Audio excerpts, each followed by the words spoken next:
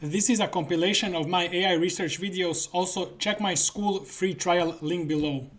I just graduated with a bachelor's degree, and on my thesis defense, I had a huge realization on how we should do AI research, and it will have big influence on my channel. My thesis was about optimizers for neural networks, and it included training a large language model. The first thing that came as a surprise to me is I was absolutely grilled on theory. So there were 7 professors, they asked me everything. So they asked me explain KL divergence, cross entropy loss, mixture of experts, how large language models work. They asked me everything. And this makes sense. We cannot do research if we don't understand in detail what we are researching. And of course I was able to answer it and graduate because I did my own thesis. However, a lot of you guys are using AI to code, to do AI research. Now, I don't know how good of an idea is to use AI to implement things that you don't understand. So my first advice is you can use AI to implement things, but you need to understand 100% what AI wrote and how your system works in order to be able to research it or improve it. So maybe the first time you are learning about it, maybe it's good to implement it yourself by hand. From my thesis defense, I realized how absolutely crucial, how important it is that you understand your research deeply, everything you do deeply. I didn't have this idea before that it's so important that you deeply understand everything about your research. Second realization I had. Previously, I've been trying to help you guys write AI research papers, but I think now I'm gonna change to helping you become AI researchers over long term. Because let's take a look at this very famous AI researcher and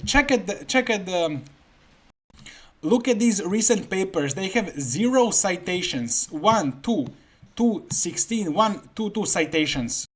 And then papers from 1 year ago, even 2 years ago, they start to have couple up to 100, few hundred, some of them citations. And this is by one of the best AI researchers in the world. This guy could be the best AI researcher in the world. So if you were to write some of these papers, you would get 0 citations and you would think, oh my god, this paper is a flop. So, but I'm not even trying to say that citations don't determine the quality of the paper. That's obvious. What I'm trying to say is usually you will write a lot of papers, and then one of those papers will be absolutely viral, will be absolutely incredibly important and impactful. So a lot of papers and only a few have a lot of citations. So only a few are very impactful. That's why I don't want to just focus on helping you write research paper. I want to start focusing on making you AI researcher over the long term. So you write a bunch of papers and then 1, 2, 3 of those become extremely valuable. And of course, it's very difficult to predict which ones would become very valuable. So that's why we need to write a lot. I want you all to start writing blogs or even YouTube videos explaining things. For example, you're learning rope. If you write down, explain it, it's gonna help you understand it so much better. I would say the main value of teaching this is for you to understand it better.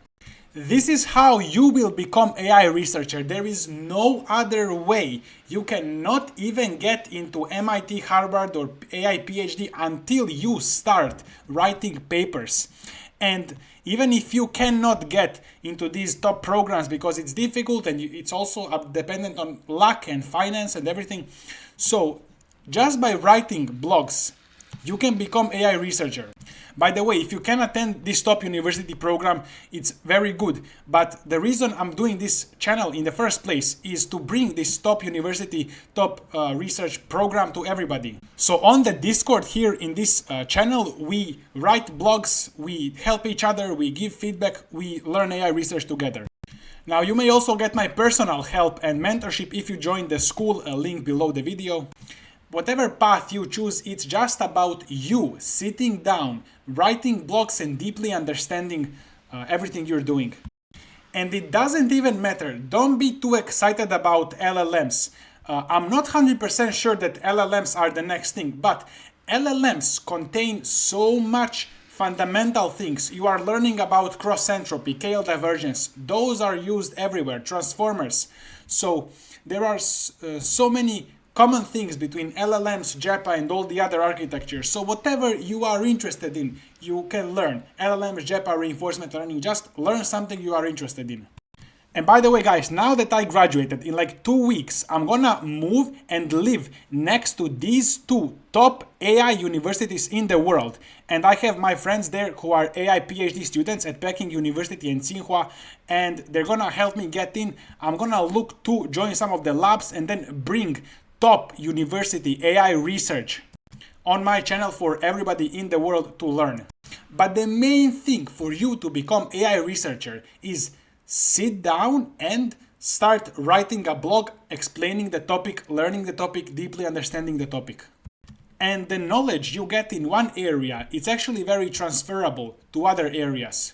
You will over some time become very competent in the whole thing. Quickly checking few other famous researchers to show to you that you need to write a bunch of papers and then one of them will go viral. So He Kai-ming, very famous researcher working at MIT. His very famous paper is Residual Learning, Residual Networks. So he has a massive amount of citations on those, but recent ones, not so much. So don't get discouraged. And look at this with the long-term lens. And just start writing blog posts. When you write blog posts, you can publish it in our Discord. Just link it, explain what you did. Whoever has time, we will check it, we will give some feedback, etc. Or join the school and I'm gonna give you feedback there personally. Very good researcher here as well. Citation counts, but look how many papers she writes. It's 2025. All of these are 2025. So these are papers from her students, I believe.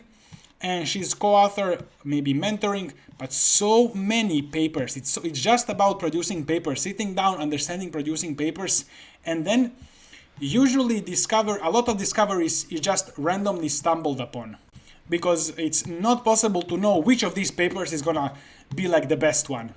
Recent PhD graduate from MIT, a lot of papers, not so many citations, but it's just to show you that citations do not measure quality. So this paper, gated delta nets, could potentially prove to be very big paper, but we have yet to see. But this is a very good invention that's already used by Alibaba and I think Kimi, Moonshot and other companies, possibly even OpenAI, but we don't know what they use. So just 123 citations, you would think a random paper, but it's widely used right now. It's a very good invention.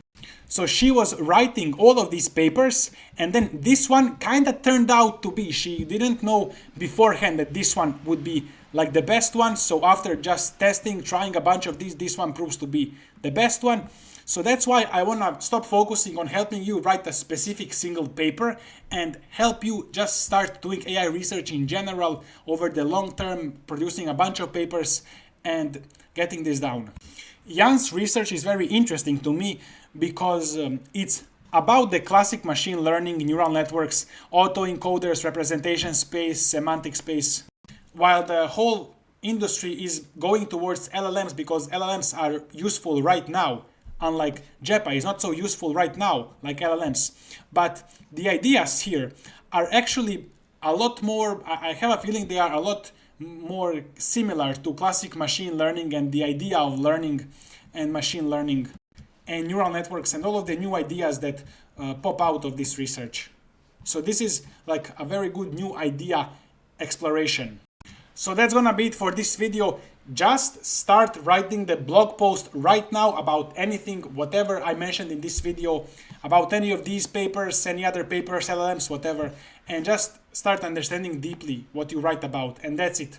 And don't look at the views, citations, likes, don't look at any of that. Just start writing and understanding. And then tell us about what you wrote.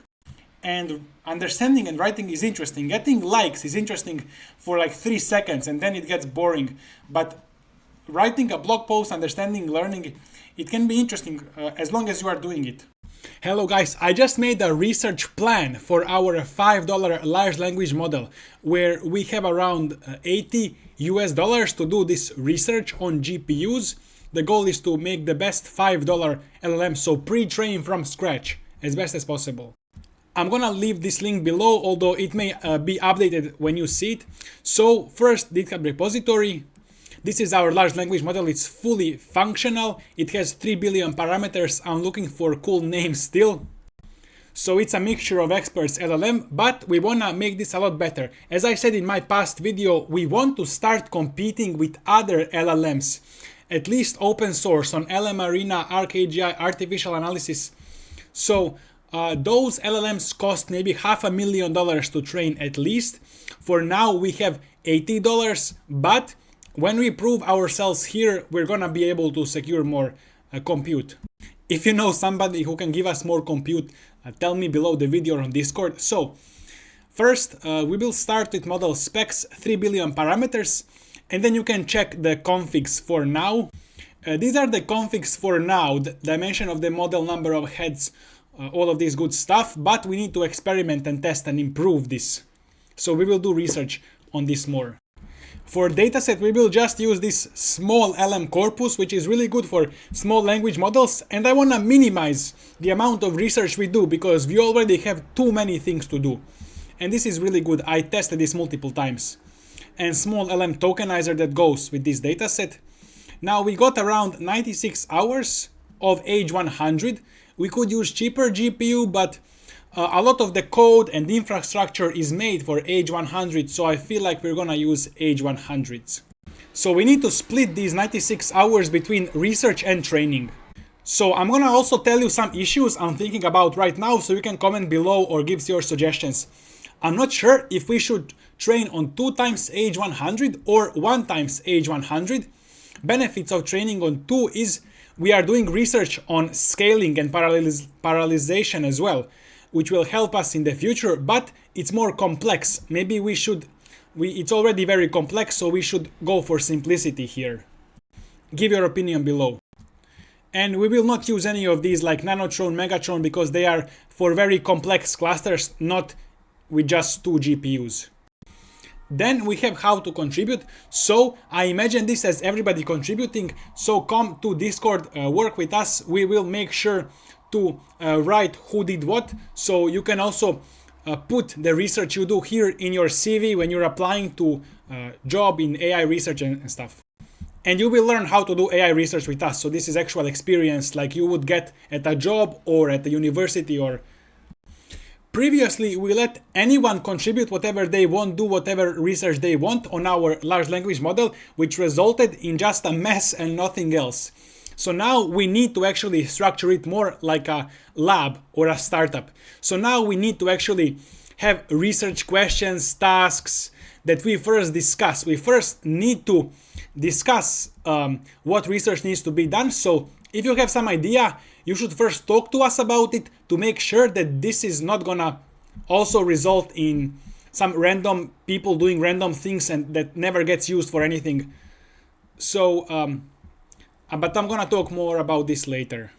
Below you can find task research questions. So you would just clone this repo and then do the experiments and then tell us. Sometimes we will merge back the results. Sometimes we will just link to your repo and implement like 1 or 2 lines of code without needing to merge all of your experiments, etc. And this is good because you will have this repo, you will have your own experiments at your GitHub profile, so it's literally the work you've done will show. And you will contribute to open source. But first talk to us on Discord before you start doing anything, just to make sure what you do aligns with our goal. I'm also thinking about this question because 590 is like 7 times cheaper than H100, so we can do more experiments. The problem is, will it transfer the results? So if we find something out here, will that same rule be applied to H100s? We'll see about this still. Because I want to do the end training on H100s. Or maybe not, by the way. Maybe we can just like put a few of these in parallel and then do everything on 590s, 5090s. Also, when you do experiments, your changes might change the optimal learning rate and even other hyperparameters, but learning rate is most impactful. So make sure to run the ablations for your learning rate again after your significant changes. This article contains all of the architectures of the latest LLMs. I think we can learn a lot from this, implement a lot from this. We want to first implement, but we also want to create a research environment, because we cannot just be implementing the current stuff. We need to be innovating if we want to stay competitive. Then I have some optimizers here. For example, this one seems like a new optimizer. The problem with these is they're very new. They're not tested yet. We have also decision history where I decided not to use these. You may always talk about these things. So each of these papers would take some time to implement. So for me alone, this would take ages. Look how many papers I have. So I'll see how I want to structure this, who does what. But also we need to talk, because we may not be actually implementing all of these. I'm gonna listen to feedback and talk to people still. On the other hand, we do want to do our own research on optimizers, on attention and all this stuff. So I got some papers here, maybe NGPT. This one is 1 year old. This one was super cool when it came out, but I don't know if we're gonna implement this one or maybe take some parts of this. And below, at the end, I have like these are exact tasks we need to do immediately. And it's for finding hyperparameters right now. So this one will be done by the time you watch this, maybe even. But there will be more tasks here. So you can discuss this with us on the Discord, give some feedback and opinions and stuff. There is also this newly released LLM like 2 weeks ago, and it contains all of the data, weights, training, setup, everything. Oh, this is really interesting. I think I'm just gonna take what they did and then add this to our experimentation, and then we'll see what works best. And then some advice from Grok 4.1 as well. We should only use 5090 for maybe some quick debugging, checking if code runs, but keep the main thing on H100s. That's gonna be more relevant. So I think I'm gonna do that. Follow me on X, by the way, guys. It says Google's nested learning paper that I mentioned might be too difficult, too heavy for our case. I'm still thinking, because I did mention a lot of papers. There is so much work to be done. On the other hand, these companies are releasing LLMs like shortest period of time is 6 months or more to pre-train an LLM. So maybe we're gonna also be spending 6 months on this one, but we have a very small LLM. 6 months is for very maybe big complex where whole Google is building the LLM, or I mean a lot of people. There is also this new paper, maybe that's interesting. I'm gonna add this as well. It's something for attention mechanism, but it's just recommended by Grok, so I don't know what it is. Looking at all of this, there is, on one hand, there is a lot of work to be done. On the other hand, I always remember that Elon Musk says you need to delete things, not do things. If you're not adding things back in, you're not deleting enough and all this stuff. But I'm not sure how to approach that, how to apply that here. I guess we'll quickly skim over some things, but also inventing something good takes time. You cannot just put a deadline on invention. I don't know. If you want to become AI researcher, join our school, link below the video in the description. There are courses, live calls, mentorships where you can engage with us, and we will help you figure out your path. And there is the community, so check the link below. We use this to help us pay for our research. 7-day free trial, then just $9 per month. See you in the next video. Today we made so much progress in our AI research. We merged many pull requests, and we figured out a very good way to structure new research questions, research tasks. And this is exactly how they do it at OpenAI, DeepMind, Anthropic. Currently, I'm running research on this large language model. Our goal is to make pre-training of large language model as fast as possible. We already made GPT-1 level model. Our next goal is GPT-2, then GPT-3, 4, 5, etc. And here I have all of these settings, hyperparameters for the large language model, and I want to find the best one that's gonna train to GPT-2 fastest. I'll talk more in detail a bit later for technical audience who want to know more, but I want to show now how well I structured README. Now it's a lot shorter, a lot simpler to understand. And here there is the first research This is also a very good structure for the research. So replacing swiglu with squared relu, and I measured some improvement, but we need to make sure this is repeatable. This is going to happen again. So there is this improvement, there is this loss, but you can see that loss is actually very similar between them. So we want to actually understand this even deeper. So any of you can come here and then do more research, but I don't want you just start pasting walls of AI generated text, spending 5-10 minutes on this. This is AI research. AI research takes years. It's not something you will just ask Gemini or Claude to do. So don't waste your time. If you don't want to spend 2 hours to understand this deeply, write carefully, code carefully. This is not something that you just tell AI agent to do. It's not going to work. So for example, this pull request, I'm very suspicious. So here I see so much text. Now I see some images is showing some results. I also see a bunch of AI generated text. So I'm going to review this later. I don't know if this is good or not. If this proves to be okay, then okay. If it proves to be a bunch of slop, then we're going to have to put in some more rules against this AI generated slop. It looks like my experiment here is done and it's drawing the image properly. So make sure to debug. This was just a debugging run, very quick. So it shows the image.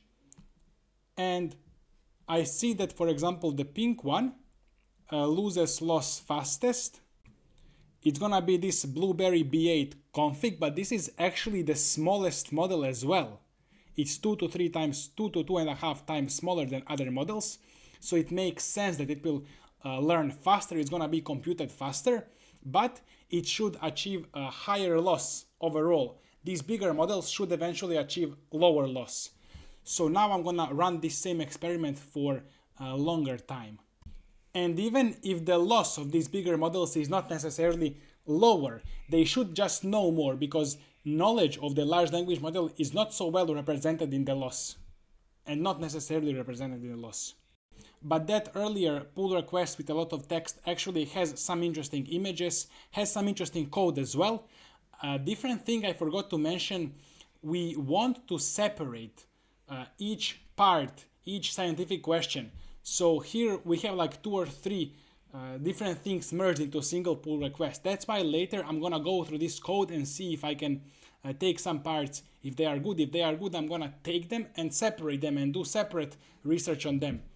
Now, one thing that I don't like here is it's done so quickly and hastily. So many new architectures done in a couple of hours. This tells me that there is no too much human thinking behind this, which may be still good because our LLM is in early stage, so maybe there are some known things that we can fix quickly. But in the future, I expect each of the research questions taking many of us many hours to do. I want you guys to always be deleting stuff you write, which includes code and text. Look how small my README is. In yesterday's video, it was like 2 or 3 times longer. So imagine, I said the same thing in a lot shorter, and now it's a lot higher quality, and you are more likely and it's easier for you to read.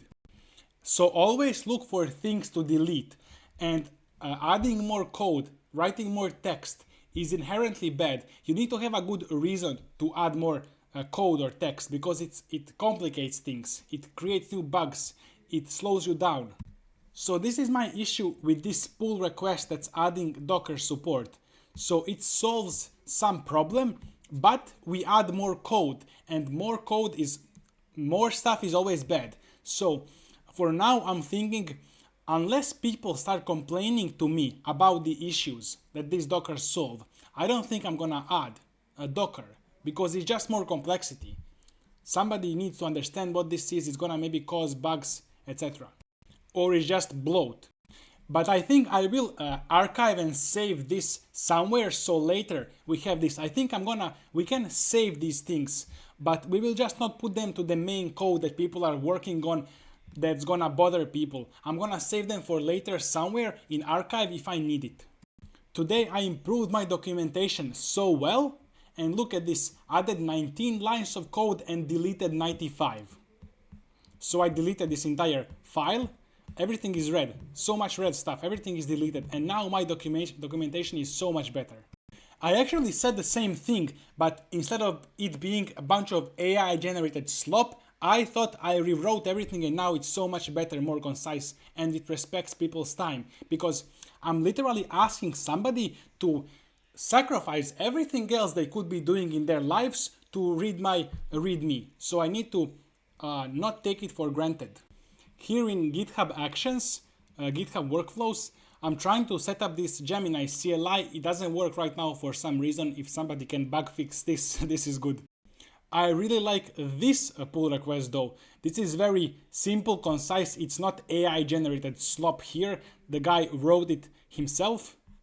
And so I'm gonna look into this. It seems to be targeting just one thing. It's not a bunch of things. So we don't know where improvement comes from. But I'm gonna, if this is good, which it will be, I think, I'm gonna create a new task. Just like I made a task for squared ReLU. I'm gonna create these tasks, convert these pull requests into tasks, and we need to do deeper research on them.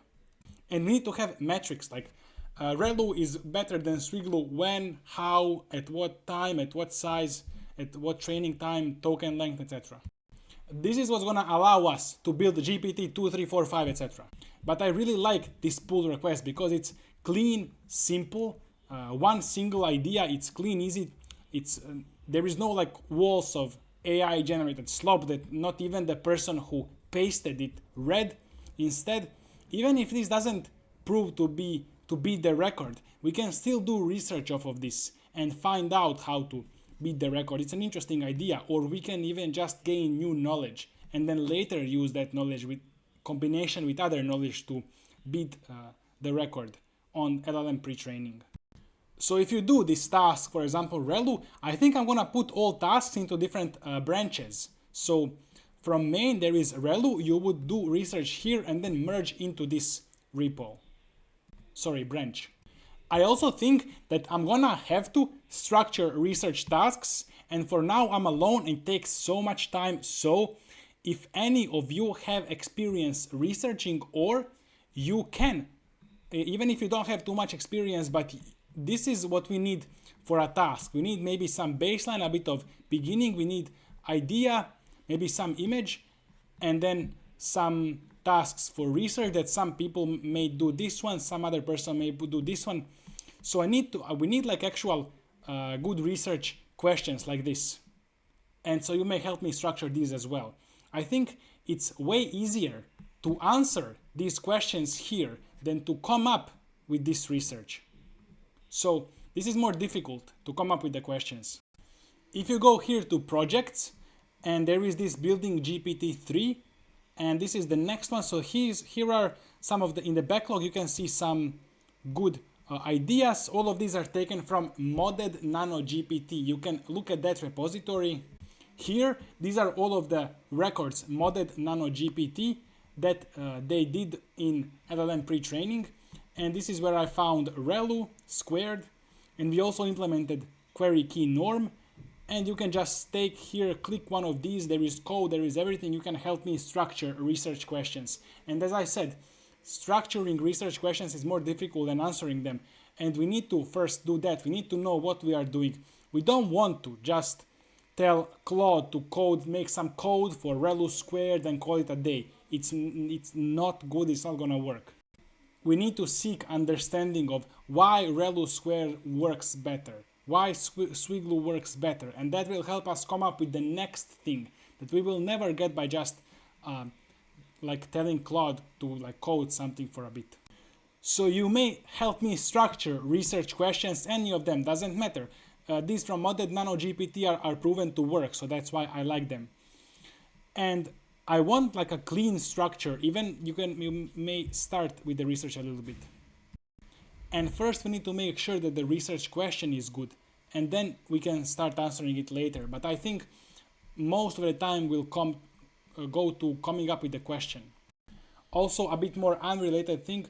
A lot of people ask me, should I do LLM? Should I do diffusion? Should I learn math? Should I learn PyTorch, read papers? And this is for you to discover if it was correct to first learn matrix multiplication, then it would be everybody would know this, and then everybody would first learn matrix multiplication. But it's not. And I cannot tell you what you should do. Should you learn diffusion? Should you go into maths, backpropagation? It's definitely good to start with fundamentals. Backpropagation, math if you want, derivatives if you want. But this is now up to you. You need to discover what you want. And you just need to think about it for a day, 2, 3, because in AI research you will always feel lost. A lot of the time you will feel lost. That's how everybody feels lost. Even researchers at OpenAI, they feel lost because they don't know what's the next big thing. If they knew, then everybody would do it, it will be solved. But feeling lost is normal if you don't know what you should do. And you just need to think about it for a few days, try different things, but you need to actually be thinking and trying, not just like scrolling social media. That's not, you're not thinking about then AI research, and you will figure it out. And lastly, I will talk about this experiment that I'm running right now. So I had this config for the large language model. You see that everything is like powers of 2, and it's very nice numbers. The problem here was that it's utilizing only 60% of my 4090 GPU. So I'm trying to figure out, like, if I try to utilize more, is it gonna be better? And here I have different setups. So I double the batch size, but then I need to reduce like number of layers. And so this is the smallest one, and then I can actually increase the model size, and I can do some other things here. Then I also tried, instead of doubling the batch size, I tried increasing the model size a little bit. So here it's not a power of 2, but I think this is multiple of 64. You do want to have multiples of 64. It's gonna be fast if you can. So I'm also trying these, but these have 250 million parameters. I think we don't need that at all. For GPT-2, we need like maybe 150 million for GPT-2 and train it on 10 billion tokens. But I'm not sure about this yet. I think I'll just try to keep it around 150 million and then max out usage of the GPU. But there are so many possible combinations. Maybe I'll even go for a smaller model than 150 million. This one is smallest, but it seems big enough because it has 512 dimension and 248 the feed forward. Maybe I can add a couple more layers and that's it. But wait, if I double batch size, that means I'm gonna need double the memory. So if 151 million parameter was taking 65% of the memory, then I need to have smaller model. It cannot be 151 million parameter. Is that true? So maybe this config, the original one, looks best because it's all powers of 2, and then I will just decrease number of layers until I can double the batch size, so I can use maybe like 90 or more % of the GPU memory.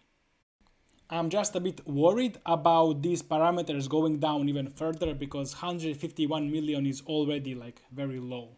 But I think we can train GPT-2 level model with even 120 million parameters because the model dimension and feed forward are wide enough for the model to learn good representations of tokens and to get a lot of knowledge about the world, facts.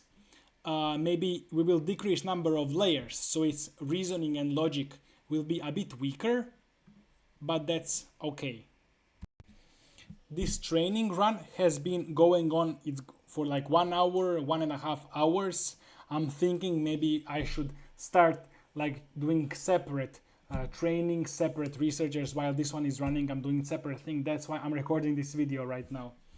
So I see a lot of potential for automation, but automating like some parts, but human thinking is not gonna get automated so easily because I even told Opus to do this config hyperparameter search, and it wasn't so well. So I needed to like go manually do it myself later. It didn't have same idea of keeping the numbers powers of 2 or multiples of 64. It just didn't know that. It didn't have like these other intuitions, like I want to max out GPU memory. It didn't think of that at all. The training just finished. It didn't even take too long. I think I have two favorites. So the smallest one, 96 million parameters that I just explained, very nice numbers, fast training because I doubled the batch size with a bit of decrease in parameters. And the wide one, which has 163 million parameters, which is very similar to 151, my original. So it's not so much weaker, but it's using a lot more of the memory. You see 21 gigabytes out of 24. And the original is just 14 gigabytes, which is not good. I think I will go with the smallest one because it's just training faster. It will let me iterate faster. If it proves to be not so good, then we can go with the a bit bigger one as well later. But we'll see. I'll inform you in the next video.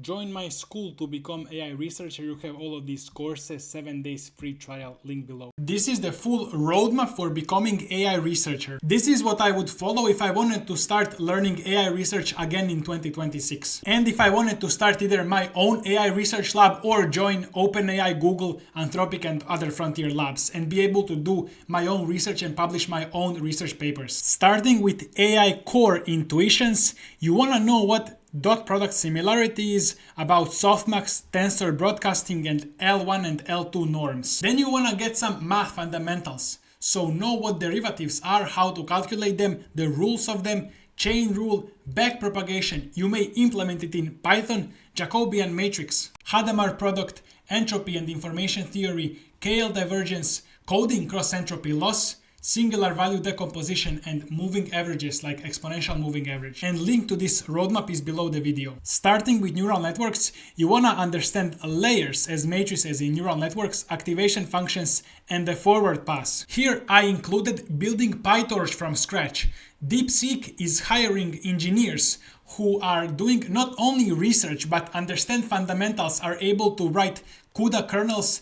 I call them full stack AI researchers because they understand everything from research to low-level GPU engineering and programming. And that way you will be able to do the best research and be in the top 1%. You want to be able to tokenize text, images, starting from the simple implementation of tokenizers all the way to more advanced architectures that are shown here. Then of course transformers, starting from self-attention, attention formula that you need to understand, causal masking, multi-head attention, and then going on to the feed-forward network residuals, positional encoding, and you want to be able to distinguish between decoder and encoder, as well as looking at the positional encoding and architectures like BERT and maybe even scaling laws. That is optional. Then we may move to variational autoencoders and diffusion. Even though diffusion is used mainly for image generation, the ideas from here can be easily applied to many different areas. And in research, we care about fundamental math. We don't really care about some specific end product like image generator, as much as we care about understanding the fundamental math and ideas. Variational autoencoders lessons, diffusion, intuition, and building the denoiser. All of this is part of my new course to become AI researcher step by step. And there is everything that I would use to learn to apply to OpenAI, Anthropic, Google, or start my own company. There are so many lessons coming out and there is access to exclusive community. You can also look at this and study. This is also the whole roadmap to becoming AI researcher. In reinforcement learning, you want to understand agents, environment, policy gradients, and deep Q learning and the difference between them. Additionally, things like warm-up, gradient norm, exploding gradients, and gradient clipping are used every day in AI research. Flash attention, KV cache, grouped query attention, LoRa and quantization as well. State space models are emerging as the new direction that deal with the massive compute necessary for transformers. And there is also geometric deep learning. This is a specialization area which includes graph neural networks. The learning journey is non-linear. In the beginning, it will take a lot of time time to understand these concepts, but once you get the fundamentals, it will be very easy to understand anything else you are learning. When I started reading AI research papers, it was so difficult to understand anything there, but right now it's very easy for me to understand new papers unless they are completely different from what I know, which doesn't happen. Most of the papers are very similar and they have just one new simple idea. So it's very easy to understand papers, implement them, and continue doing your own research. Doing research is so easy. It's a lot easier than you think. You just need to learn these fundamentals that I outlined here. And you don't even need to learn them perfectly. You just need to learn 60 to 70% and you'll be able to start doing your own research. You can check my course below to get video lessons for this entire roadmap. It's a one-time purchase and then you unlock it for life. So all of the new lessons, videos we add, and the community you will unlock forever. Hours and hours and hours of highest quality AI research content that are getting updated every week, and every week we are creating new high quality lessons. Besides the videos, there are also text lessons below that are very easy to follow. You may ask questions, we will support you in your journey, so see you inside, link below the video. Only the top few percent of AI researchers make big money. Everybody else makes a lot less than an average software engineer. Okay guys, now that people who only chase money are gone from the video, I will tell you the truth. Research paper takes 6 to 12 months to write and all you get is 9 likes on X when you finish. Okay, now people that chase fame are gone, I will tell you the secret. Most experiments fail, only a few percentage succeed. Okay, now that everybody is gone, I will actually tell you the secret. The secret is 1,000 hours. Do anything I mention in this video, doesn't matter what, just put in the 1,000 hours. Follow your curiosity and enjoy the chase, because you ain't getting money and you ain't getting fame anyways. People often ask me, can I do AI research without math because I'm not so good at math? No, actually, you may be able to do some engineering. Remember in high school when your parents were telling you to learn math because you will need it later in life. Now is that later in life. I want you to learn functions. That includes linear, quadratic, logarithmic, and other types of functions. You just need to be able to draw them and understand how they're drawn. The most important skill for you to learn is how to use ChatGPT or Gemini or LLMs to learn. So ask it to write functions, to explain functions, etc. and anything else you're learning. Then derivatives, vectors, matrices, gradients, everything you didn't study in high school, including basics of probability. And then PyTorch, creating tensors, matmulls, transposing, and all of this you see here, and maybe ChatGPT will give you some other things to learn. Use this as templates and ideations, but you can create your own projects and tasks to do. Then there are neural networks, like coding neuron from scratch, building a layer, implementing a network, RMS normalizations, decaying, optimizers, all of this good stuff. After that, we have transformers, attention, self-attention, GPT from scratch. Making YouTube videos works really well for me because those are the projects I'm doing and it allows me to contribute immediately without first needing to spend so much time. I also recommend either making YouTube videos or creating blog posts, but making long form videos lets you connect to users, so don't be scared of it. There are very good examples of bloggers. This researcher is blogging for about 15 years. Blogs can even land you jobs. A lot of people got jobs at DeepMind OpenAI from just writing a single blog, for example about CUDA or GPUs, but that requires understanding it well. So you can treat it as writing a small book. Just write everything you know about CUDA or rewrite a book in your words and you may learn everything throughout a few months. I personally made this project for pre-training a large language model and we have a bunch of people contributing and we have leaderboards and we implemented so many different research ideas to improve the speed of training. This helped me learn a lot of the latest AI research in LLM. Hello guys, we will discuss how to become top tier elite AI researcher like Yann LeCun. People have asked me how am I qualified to talk about this stuff. So first of all, I do my own research. I write research papers. This is the one that I'm writing right now. It's being reviewed. But secondly, and even more importantly, it's quite simple to understand and to know how to become top tier AI researcher. There is nothing else to do but sit down, copy this whole thing into Gemini, ChatGPT, start understanding it, start understanding math, start understanding code, and doing your own experiments. And there is no secret. that only qualified OpenAI researcher with 30 years of experience would tell you on how to become AI researcher. It's just about sitting down, learning all of this, understanding it, doing it yourself. Putting in 10,000 hours to become top. But I believe even after a few hundred hours, you can start producing papers that can be accepted to new RIPs and other conferences. This is the project I've done with different people. It's about implementing different research, LLM research, to make our LLM train faster. And this is exactly what you need to do. There is no secret and something else, some other thing, like some other secret project. If you do this project, they will automatically accept you to OpenAI. You just need to sit down, do projects, do these exact things that I'm showing you right now on my YouTube. By the way, I do plan to possibly do PhD at one of the top universities. I'm not going to talk about which one, but let's take for an example, you want to apply to MIT or OpenAI. What do they want you to do? Well, they're not going to accept you until you've started doing research yourself, until you've sit down yourself. And you don't need anybody's help. You just need to learn this math that's here. You need to build these projects, re-implement code. They want you to do that because they want you to learn that they cannot help you much.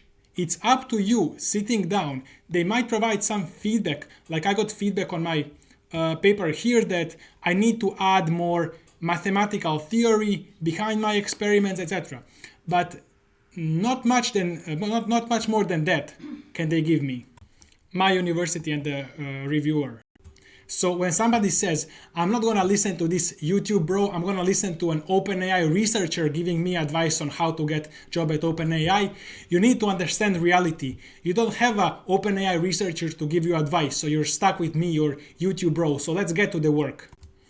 I like Yann LeCun's papers because they are very fundamental in machine learning research, as opposed to LLMs that have their own issues. Now, I also keep learning, understanding, researching LLMs as well, but I like this one. I want to understand this one as well. It seems pretty promising. My idea is to bring top-tier AI research and education to YouTube, to everybody, to internet. And so in about a month, I'm gonna move next to two top universities in AI, could be in the world, which are Tsinghua and Peking University. And I'm gonna be there and I'm gonna be interacting and researching and working daily with top AI students, and I will possibly do AI PhD in one of those universities, but I'm not sure yet.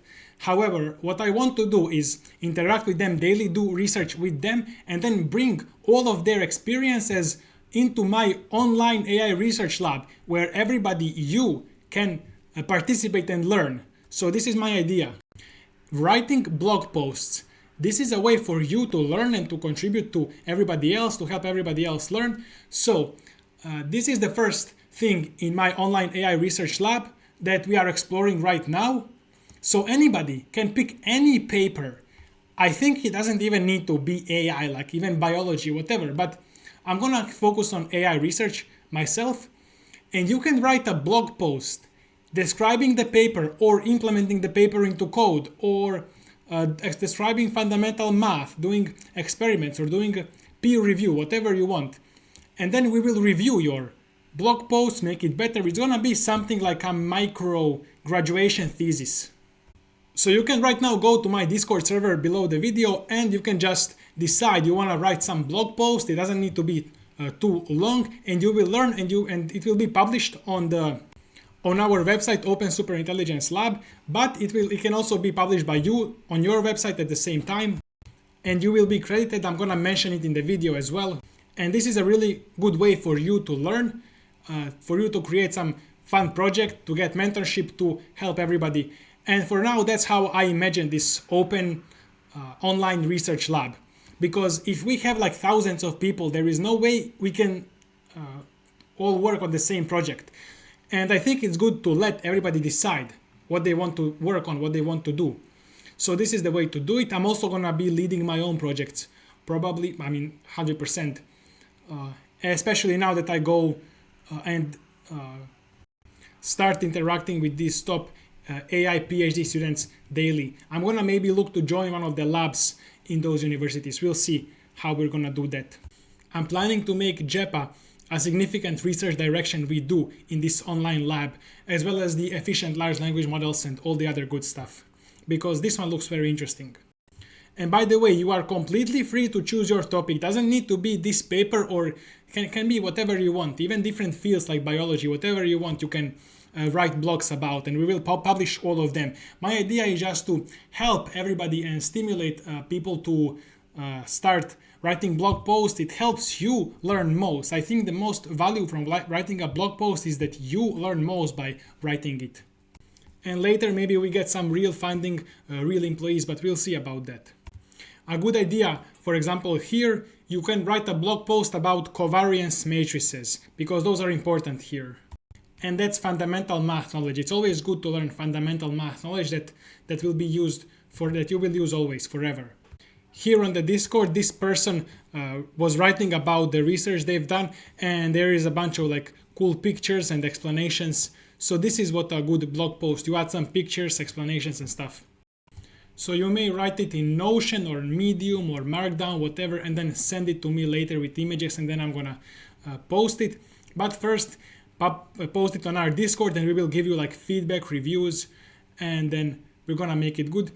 I imagine that over time we will just become better and better at all of this math, writing blog posts, doing research, doing experiments, and all of us will just become better, and this is the path towards getting a job at OpenAI, at DeepMind, whatever. I was thinking to also give some badges or rewards, or like some levels, depending on how much people, like how much they've learned, how much people published and stuff. Here is a good idea for research type of blog: hybrid tied, untied embeddings.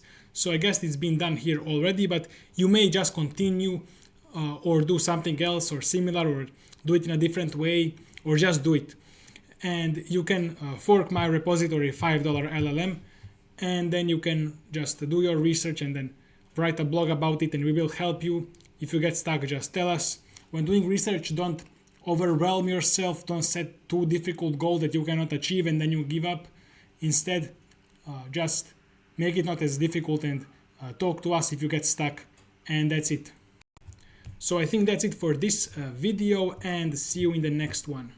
Deepseek's newest paper has shown that soon to be released Deepseek V4 could be the best coding AI model in the world, better than OpenAI and Anthropic, and bring the price of frontier AI coding models 10 times down. Chinese model is already best at this agentic tool use benchmark, and it seems like Chinese models are focusing on everyday use, usefulness, coding, while OpenAI and other companies are more focusing on achieving general intelligence or super intelligence, and that's the difference that's emerging right now. And it seems like Chinese models are gonna be more and more used by everybody in everyday use. A year ago, a single model would dominate every benchmark, but now every benchmark has its own best model, and there is a lot more of a division between different capabilities of models. Deepseek's CEO, who is also co-author on this paper, is absolutely unwilling to continue massively scaling their compute. They are betting on better algorithms, research, human skill, not just on raw scaling. And it seems like they are starting to win in specific tasks that I predict will be the everyday tasks that we use, while US companies will be focusing more on superintelligence or general intelligence. This paper is basically another invention that shows how to do more with less compute. The idea by Deepseek here is there is a lot of memory facts that you don't need a lot of compute, so you can just store these memory facts for the LLM somewhere, and then it can just retrieve, as opposed to spending compute to think about them. And so it will have more compute for complex logic and thinking, instead of reconstructing these memory facts that are easy to reconstruct by other quick means. If you want to become Deepseek or OpenAI level researcher yourself, check airesearchmastery.com, link below the video. We have courses and community to mentor and support you in becoming top-tier elite AI researcher. Let's look at this example, it will be easier to understand. Only Alexander the Great could tame the horse Bucephalus. When the LLM sees these words, Alexander the Great, then it needs to think about who this was and the context of this. So then it needs to spend some processing power to figure out it was Macedonian king, student of Aristotle, horse named Bucephalus. It needs to spend computation to add all of this context to its understanding, to the token embeddings.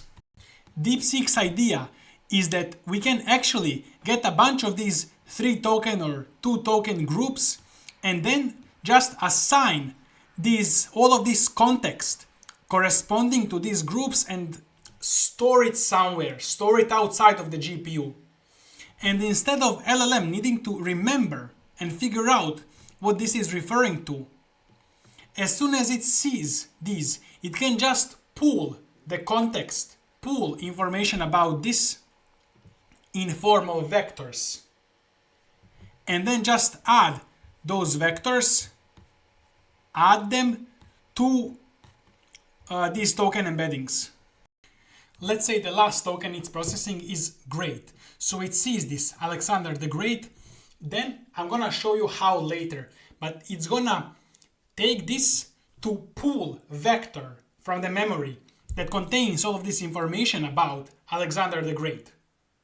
And it's just gonna add that vector, add that information to this last token's hidden state, hidden vector, great. So again, it's just gonna add that information to the last token inside of the layer, because these engrams are only present in some layers in the transformer. And it's gonna add that information, and now there will be more compute for harder reasoning, and it will not have to spend compute on understanding who Alexander the Great was. Don't worry guys, I know it's complex, so I'm gonna go again step by step. First of all, imagine in the memory we have a bunch of these engrams. For example, our 3 grams would be Potter and the. So this is reference from Harry Potter, so the engram would store information that this is about Harry Potter movies. It could be Philosopher's Stone, it could be other movie endings here, all this information. And that's quickly added to the last word, the, instead of having to process and remember using a large language model, which is a lot more computationally expensive and unnecessary.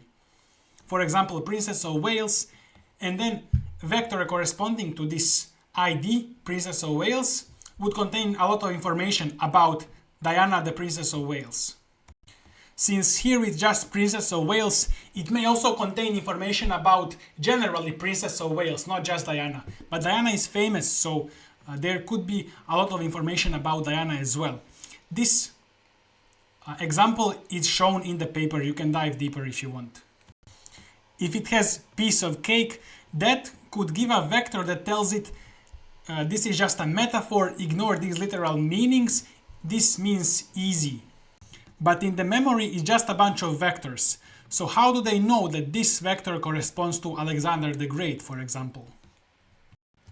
So they have 3 tokens, in this case Princess of Wales, for example, and their token IDs, let's say 412 and 95.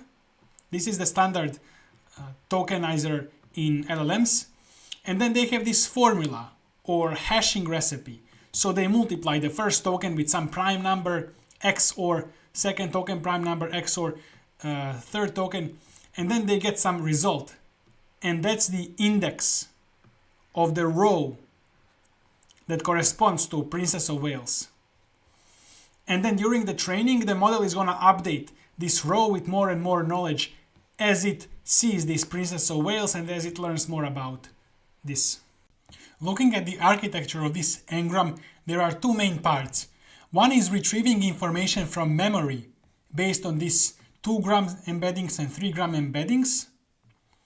And this hidden input is the second part. This is the actual hidden state within the large language model that's describing the current latest token the grade, for example, and we will use that to see how relevant this retrieved information is to this hidden state of the LLM. Maybe it's talking about different things, it's not relevant.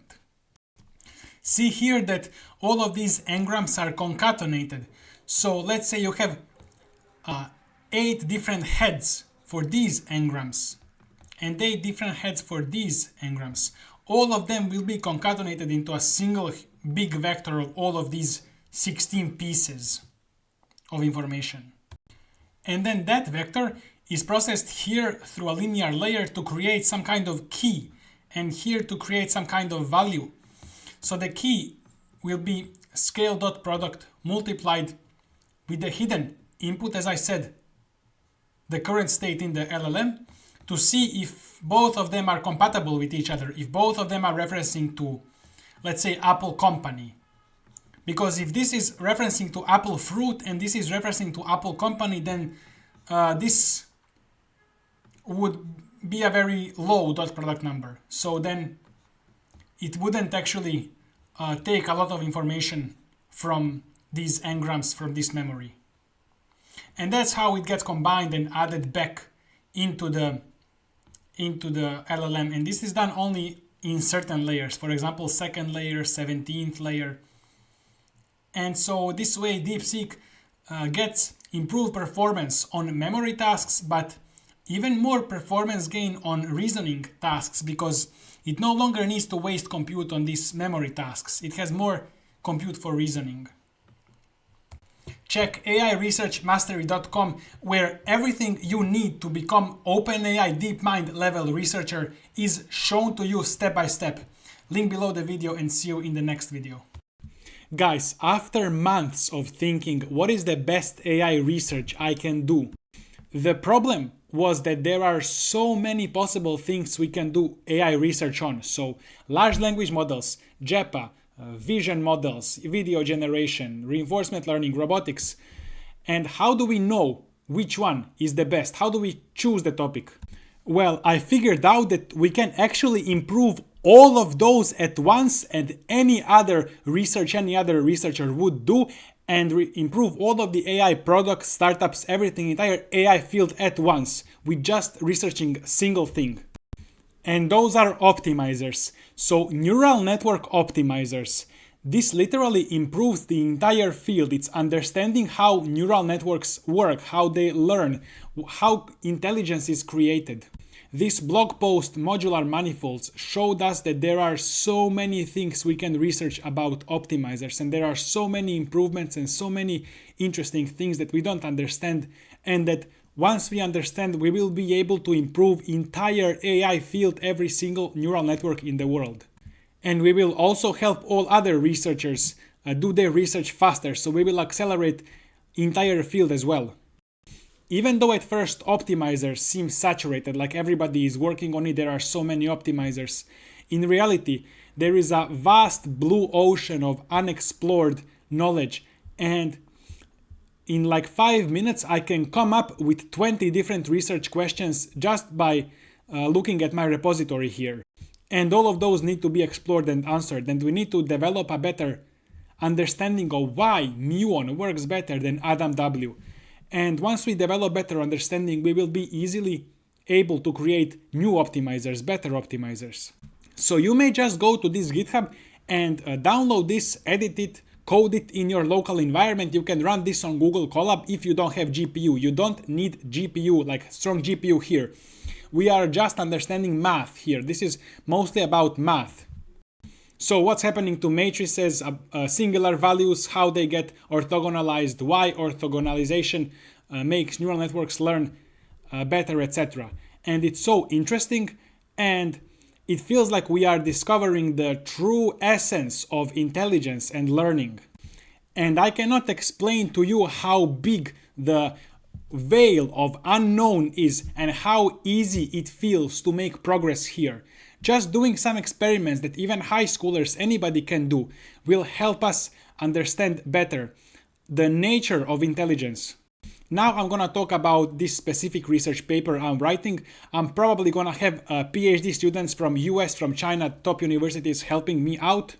And any of you can also help us out. Doesn't matter if you are a PhD student, you are a beginner, you are a high schooler, elementary, doesn't matter.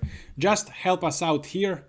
So clone this repository, you can read, set up experiments. Of course, AI research takes time. You're not gonna clone this and in 15 minutes understand everything. No, AI research will take like days to begin, weeks, months. So we're gonna be writing this paper for a long time. You need to let your brain think, contemplate about the things you learned. There is no overnight success here. So if you wanna help, I'm gonna explain this research in the rest of the video. So this is my idea. So we have MNIST digits, handwritten digits. Those are like image recognition task and large language model. And we wanna just explore and understand Muon optimizer on these two tasks, LLM and image recognition. Our main goal is to understand why and how Muon works. It's not to come up with a new optimizer. Understanding might include coming up with some new structures and ideas. Like we have here.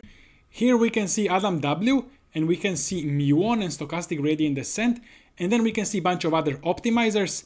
These are some variations on Muon made, but the main goal here is to understand why Muon works. And that's the only way we can build better optimizers. So these variations on Muon are just to help us understand better the Muon. Now, this is still early stage, so if we scroll down in the README, you have research questions. Here are the research questions. Now, you may help us change or come up with new research questions.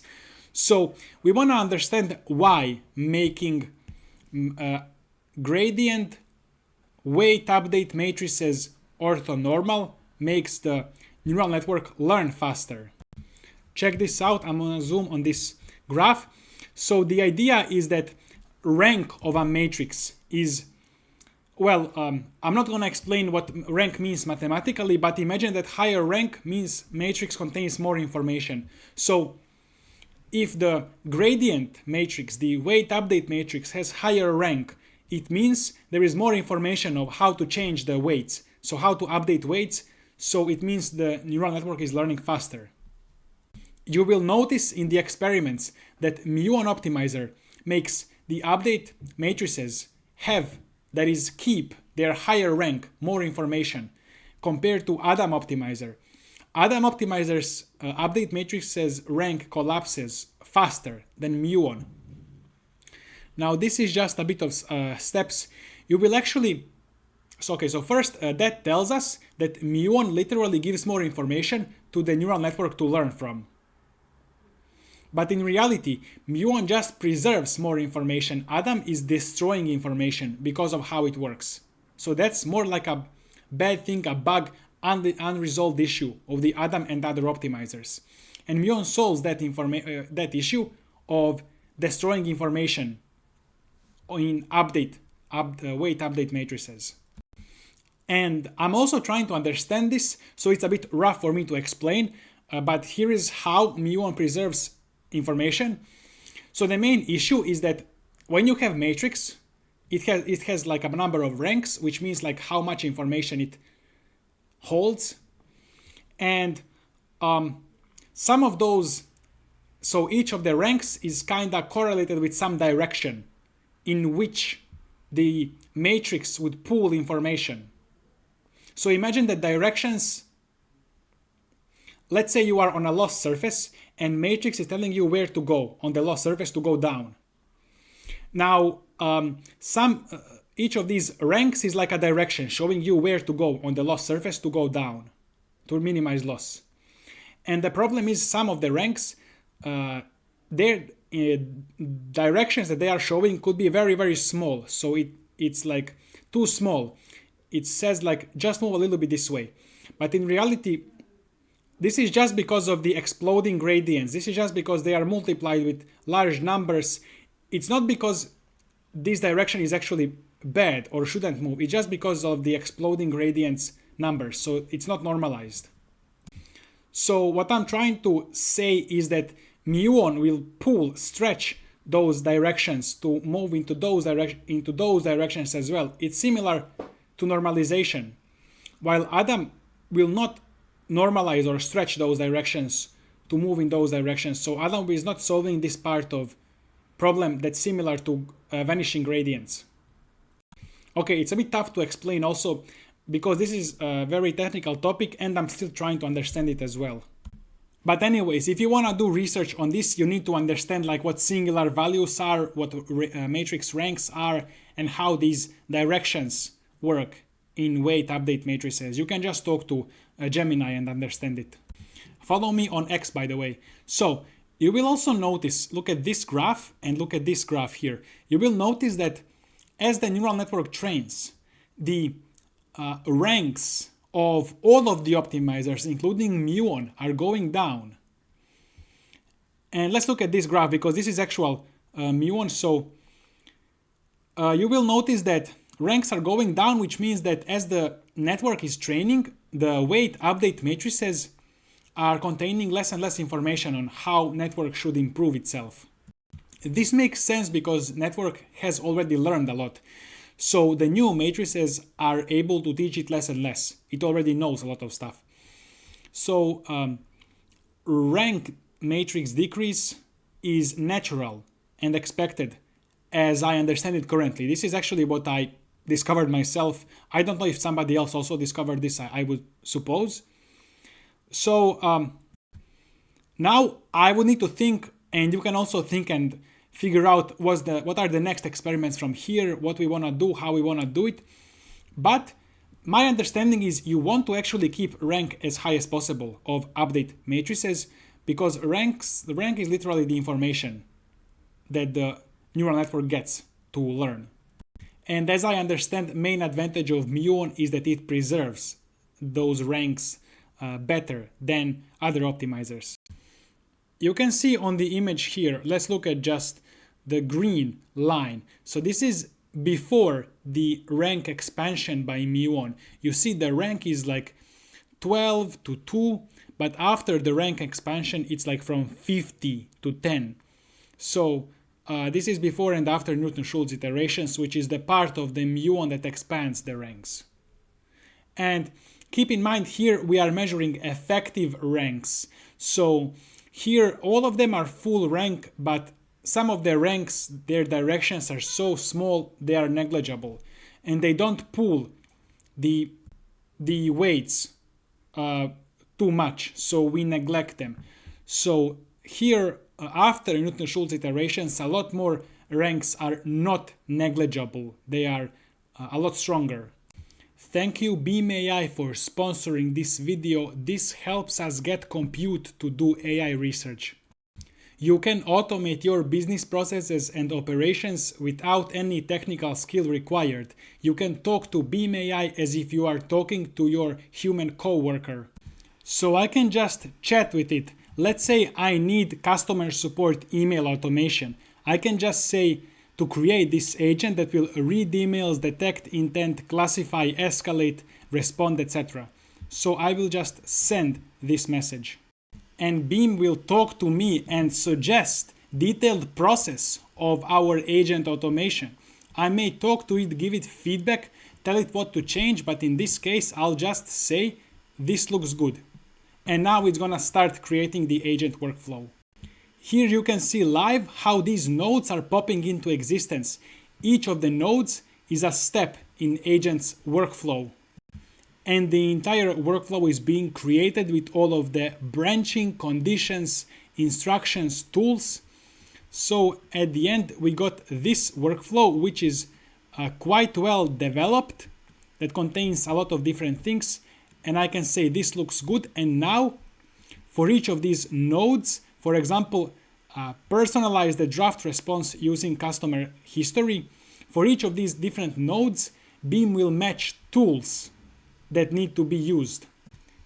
In the beginning, as the first node, it's reading emails from Gmail. Now I can easily change Gmail to any other API or service my company is using by just clicking it and selecting different tool.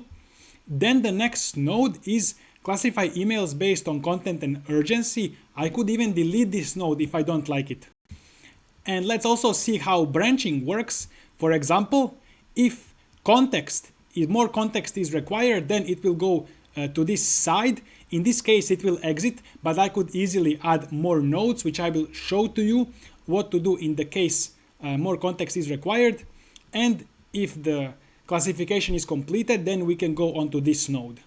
Let's say after this node, send a personalized response to the customer. I want to add another node. I can just insert step and say in natural language, update the responsible salesperson as well. That's it. I've done it. Now I'm gonna say add tool and match tool automatically. So it will choose automatically the email tool or AI tool or whatever it needs. In this case, it's this tool, but I could easily go here to tools and change if I want a different tool.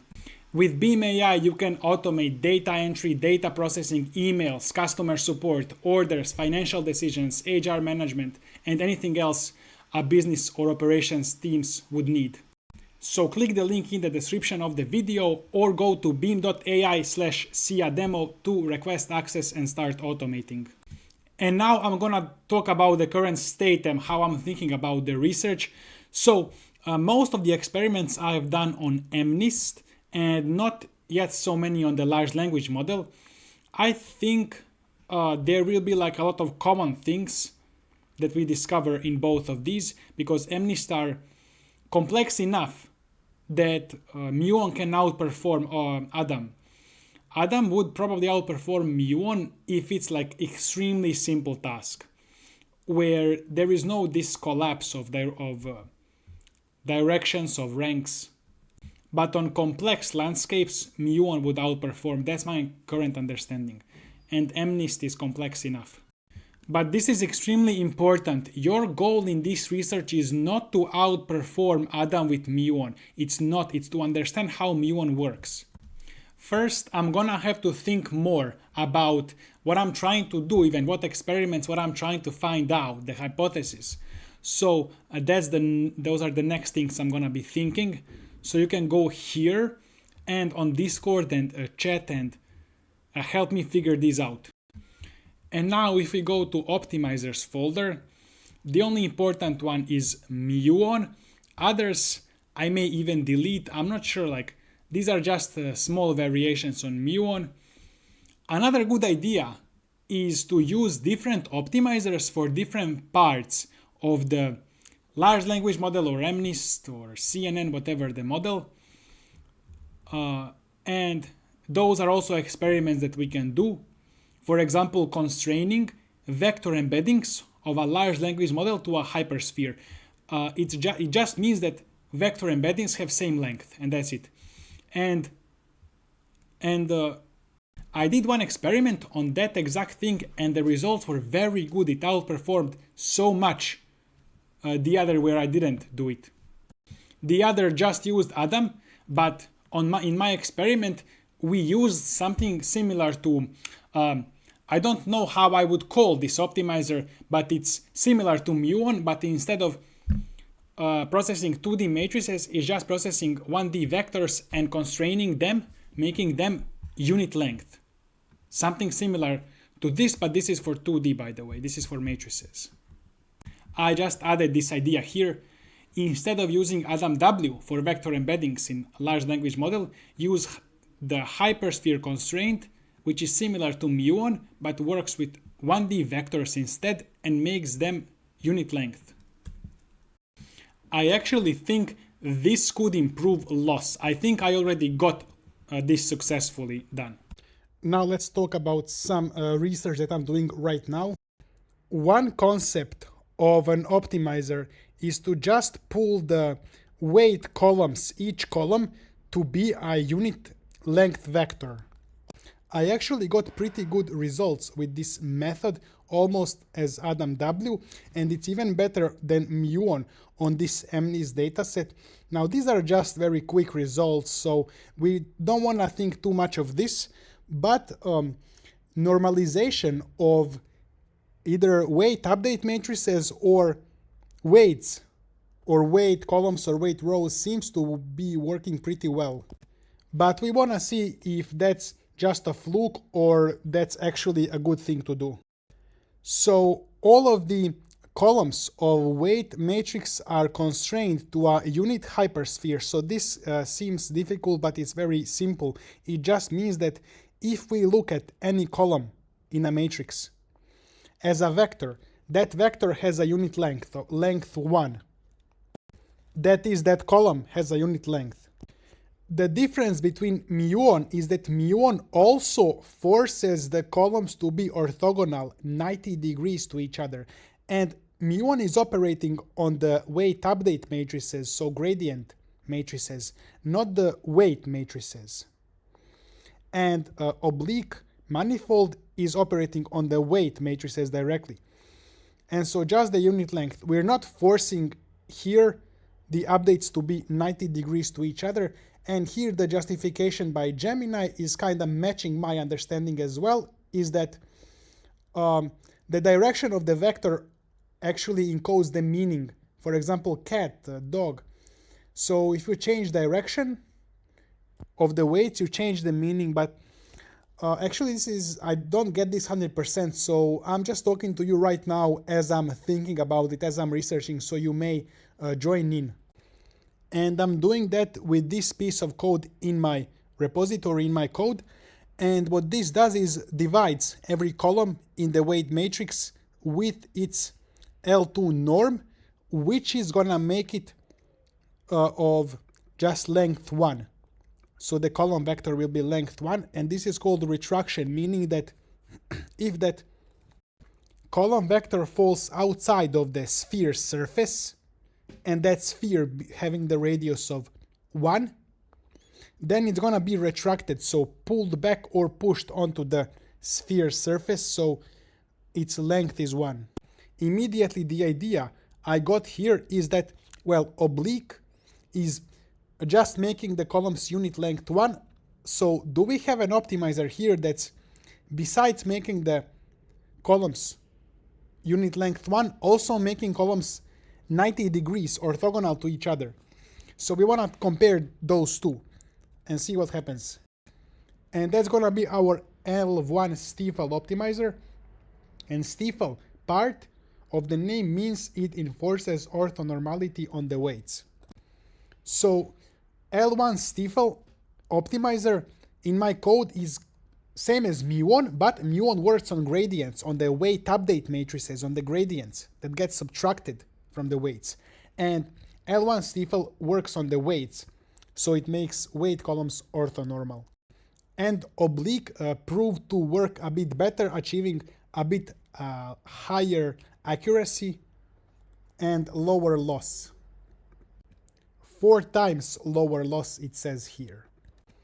But counterintuitively, and this is why we do research, this is so interesting, it looks like L1 Stiefel, by our understanding, should perform better because it has better condition number, higher rank, and lower orthogonality error.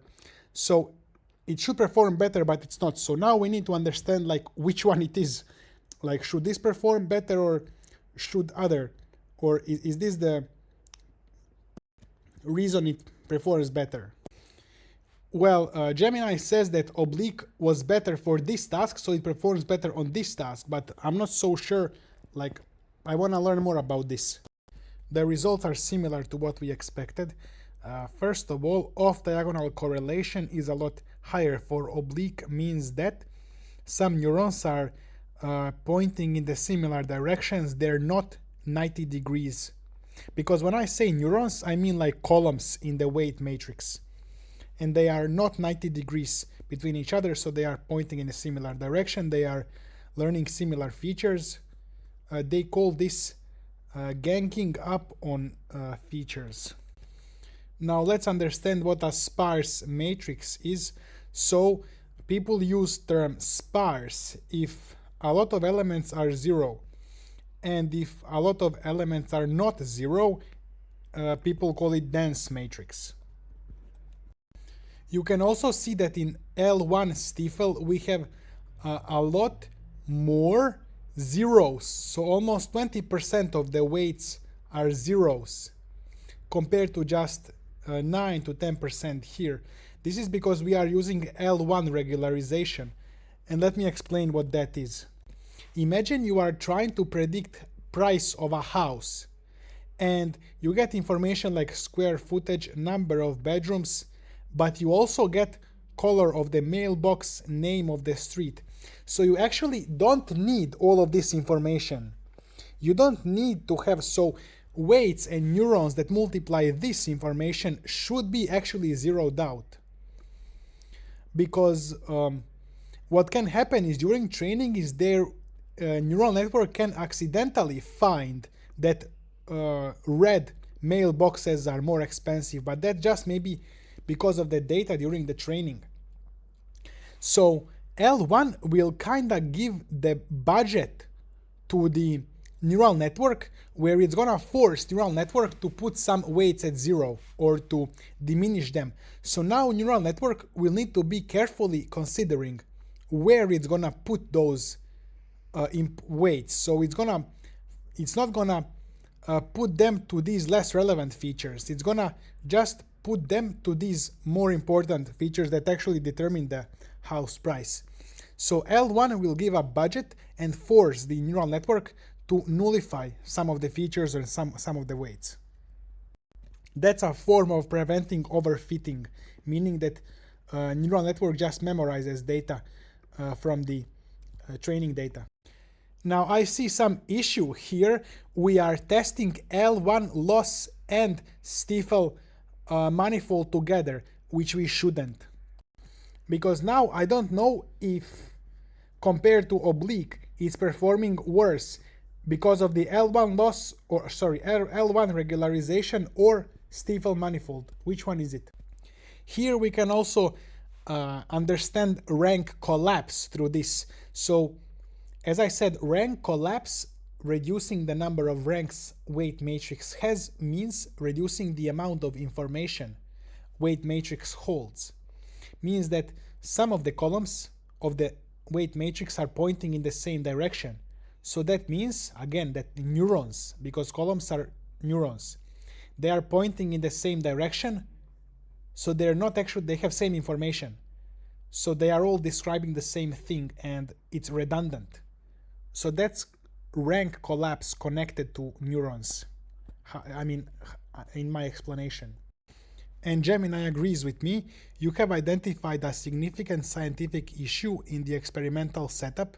We have the Stifel constraint and L1 constraint at the same time, so we don't know where the problem in this loss comes from. Is it high because orthogonality is too restrictive for MNIST, or is the loss high because L1 is deleting too many weights and lobotomizing the network? Okay, I hope this is not a bad word. I think it's not. So I removed L1. Nevertheless, high sparsity still remains in Stifel. We will research this further. So it's quite late. I'm gonna end this video, but I also added Muon baseline. So guys, I forgot to explain. The way these three work is all of them have Muon. That is for gradients. But then oblique and Stifel are then processing weights after gradients. So they are like additional step. And so this baseline doesn't have any additional step. And it seems like Stifel has worst loss, oblique has best loss, and Muon has very similar to the best loss. So again, maybe orthogonalizing neurons or columns is problematic for this MNIST dataset, so we can do more research there. It does kind of make sense that neurons shouldn't necessarily be orthogonal to each other, like weight columns, because this is such a simple idea. Maybe somebody would have thought about it by now and tested it. Nevertheless, we can do experiments even on fail results, fail experiments. We can still learn like why it failed, and then we can draw some insights. We can see some interesting things, that Muon sparsity is getting lower and lower, so there is less and less zero weights or near zero weights, weights that are lower than 0.01, and Stifel sparsity is increasing. Maybe that has to do with the loss. We also have some orthogonality error. We have some interesting graphs here. Does this mean that in Muon more and more weights are pointing in the same direction? Why is that happening? Does that mean overfitting? These are some questions we can answer. Okay guys, I think that will be it for this video. Also, there are so many of these other optimizers and things that we can try, so there is so much to research here. I imagine we have like a bunch of different optimizers eventually invented for different parts of the neural networks, of transformers, or maybe one optimizer for everything. I'm not sure. We'll see where research leads us. Tomorrow morning we have a meeting on school about AI research, where everybody is asking questions and we talk about how to become AI researcher, so you can check it. And see you next time. Let's learn forbidden AI research that OpenAI employees could never reveal. This famous researcher Sujian Lin works at a frontier AI company, Moonshot. They published Kimi K2 thinking that's better than GPT-5, GPT 5.1 codex, etc. And he's writing about research that OpenAI researchers are completely forbidden from revealing. Currently, I'm looking into this blog, fastest estimation of the spectral norm of a random matrix. First, let's understand what spectral norm, or largest singular value, which is the same as spectral norm, is. The largest singular value tells you the maximum amount a matrix can stretch a vector. So if you have a vector, you multiply this vector with a matrix, the resulting vector, you will get the vector as a result, and it will be rotated and or stretched or squished when you multiply vector with a matrix. So the largest singular value of that matrix tells how much it can stretch vector. Now keep in mind, depending on which vector you multiply, each of them is gonna get stretched differently. So maybe this vector will get stretched most when it's rotated, but maybe this vector will maybe get squished or stretched a lot less. So largest singular value tells you the maximum amount the vector that gets stretched most gets stretched. And then spectral norm is just how we formalize that stretching in math. It will tell you the size of that stretch. Imagine a matrix A as a machine. You feed it vector x and it spits another vector, which is by multiplying A times x. Here Gemini explained what I already said. It's gonna rotate and stretch or shrink the vector. So if you have a circle, you can imagine a circle as a bunch of vectors going to each dot. And you can multiply this circle with the matrix. It will rotate, stretch, squish every dot, every vector. So then you will get some ellipse. Maybe it gets rotated like this and stretched like this. And so this vector that stretched most, that's connected to the largest singular value. Norm is just a fancy way in math to say size or magnitude. So the spectral norm is telling you how much is it gonna stretch a vector maximally. So the vector that gets stretched most, how much is it gonna stretch? In this equation, it says that spectral norm of matrix A is equal to the largest singular value of matrix A.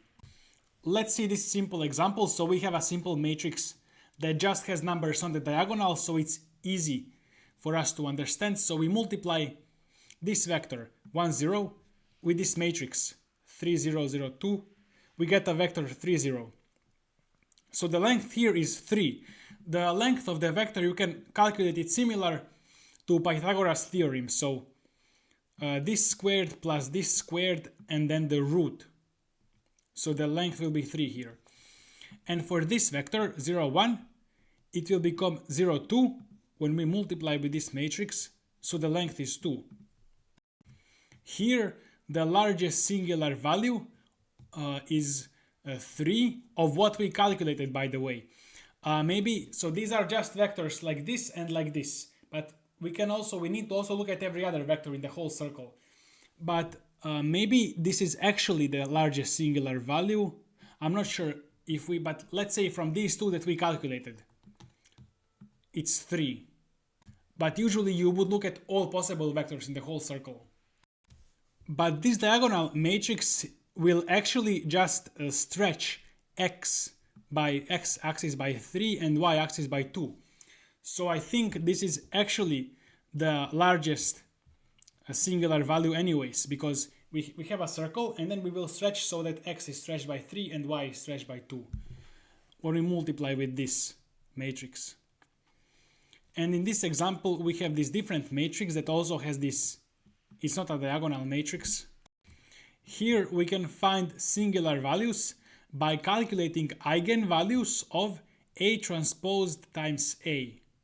The singular values are the square roots of those eigenvalues. I think you don't need to necessarily know this. You just need to know the intuition that I explained earlier about this stretching. But let's quickly go through this. So first we do A transpose times A. We get this matrix and then eigenvalues using this formula. We get this. This is done in like high school or maybe university. And then we get these two eigenvalues and then square roots to find singular values. So we get this singular value and this singular value. So this is the largest value, 1.6. So therefore the spectral norm is 1.618. So even though the diagonal entries of A are both 1 here, you see that it actually stretches the space diagonally by 1.6. 1.618 along the diagonal direction, like this. And now let's look at this article. So we are now estimating quickly spectral norm of a random matrix. So let's set up the problem. We have a matrix W that is n times m, whatever those may be. It doesn't matter what they are. And every element is independently sampled from a standard normal distribution. So normal distribution is just a random number, and those random numbers are gonna be very close to 0. And the further away, they might actually be infinitely big or infinitely into negative, but the further away from 0 they are, the less likely they will get picked. So we will have most numbers closer to 0. This article claims that the largest spectral norm of such matrix is approximately square root of n plus square root of m, which are the dimensions. Next, this part will be a bit more complex. We start from this equation to calculate the spectral norm of W. In this case, we have two vectors and that matrix, and we use these two vectors to find the spectral norm. So first, remember that spectral norm is just one number. It's not a vector all over a matrix. So here, the result of this will be a single number, and we need to maximize that number. So this is the thing. We already have this matrix W, and we need to find vectors v and u such that we get the maximum possible number here, which is going to be the spectral norm. But the lengths of u and v are 1. Those are unit vectors, so we cannot stretch those vectors. We can just rotate them around. So what should those vectors be to get the maximum number here to calculate the spectral norm of the W matrix? So the way this is going to get calculated in this math equation is first this W times V will be calculated. That's just the order of operations based on this equation. So first we look at W times V, and V is some vector. And we want to rotate, so know that when you multiply V with W, it will rotate and or stretch or squish the W vector. So it will transform V vector into some other let's say z vector, and we want to find v, which v will create the largest, most stretched z vector. Because remember, w will rotate whatever the v vector is and or stretch or squish. So first we need to find which v vector will be, well, we don't care if it's rotated, how much is rotated, but we care if it's most stretched. So which v vector, and v vector must be just unit length, but doesn't matter which vector around the circle. So find the one that's gonna get stretched most with the W matrix. And so let's say we get z vector, and now it's stretched. And you see we have this u vector. It's like a measuring stick. So when we multiply u transposed times our z vector, we will get some number. So it's like a dot product between u and new vector z. Dot product between u and z will be largest if u is parallel to z.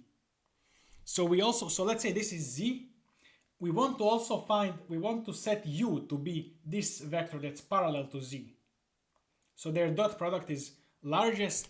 That's how we will get the maximum number here. This is what this maximum does. So it says you have to find a vector that's gonna get stretched most and a vector that's gonna give largest dot product, and only if you find those vectors, then this value will be equal to the largest singular value or spectral norm of this matrix W. So that's the definition there. So this formula is describing how to calculate the spectral norm of W. So if you want to calculate it, you need to find these two vectors as I described. After that, we have this u belongs to set of real numbers to this n. What does this n mean? It just means that u is a vector with n elements, and each element is a real number. So this is the definition for this u that we previously explained. So u has n elements, v has m elements, because W matrix is n times m. So this is just how matrix vector multiplication works. It's gonna transform the number of elements. Then the author is gonna propose some other solution to this that can replace this complex formula and equation. So Jian Lin is gonna split these into fixing the v vector and just finding the best u. And here he doesn't describe how he fixed v vector. So it may be random or it may be fixed otherwise. We'll see later if he mentions that.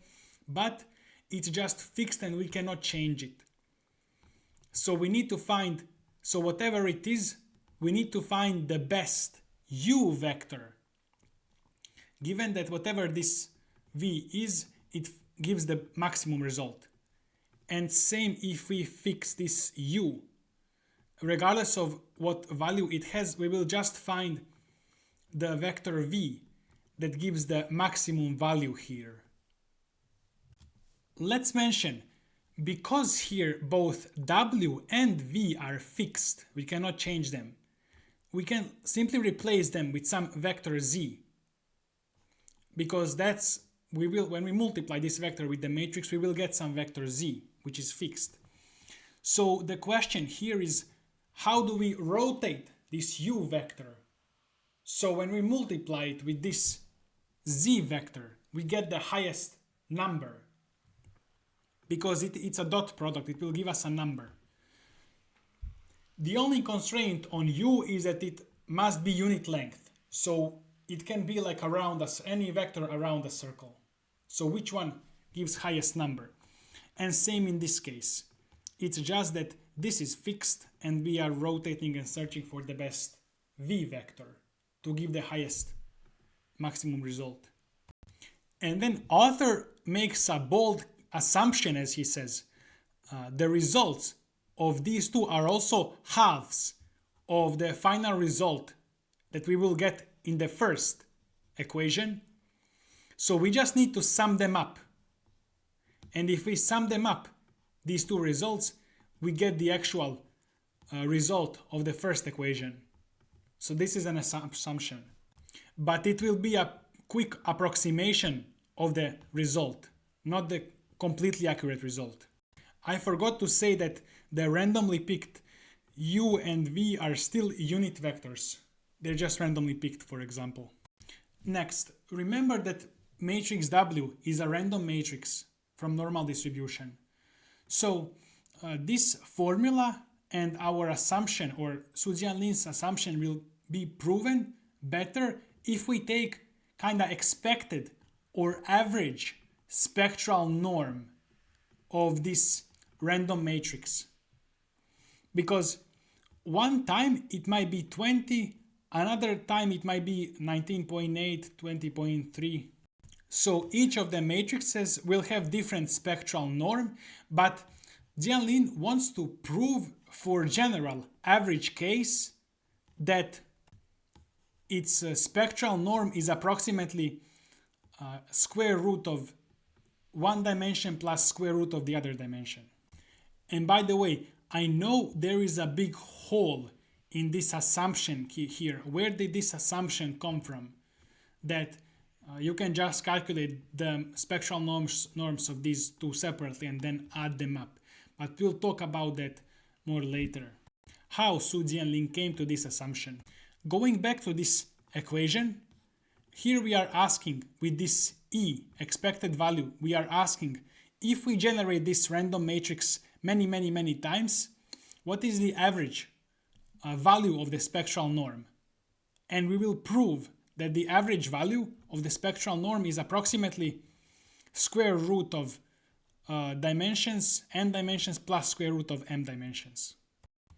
So we will start with the assumption that we made earlier of separating into two of these. Then Gemini says that calculating average length, so this is mathematically difficult, but calculating average square length is easier. So we can just square this inside, which is gonna be like squared like this. But if we square, then we also need to take the square root of the thing that we squared. But here we can see that if we have expected value of square root of something, it's approximately equal to the square root of expected value of the thing. So we can move the square root outside. So that's how this square root is moved outside. And now we can calculate the expected value of the square and then take the square root outside. So this is approximately equal.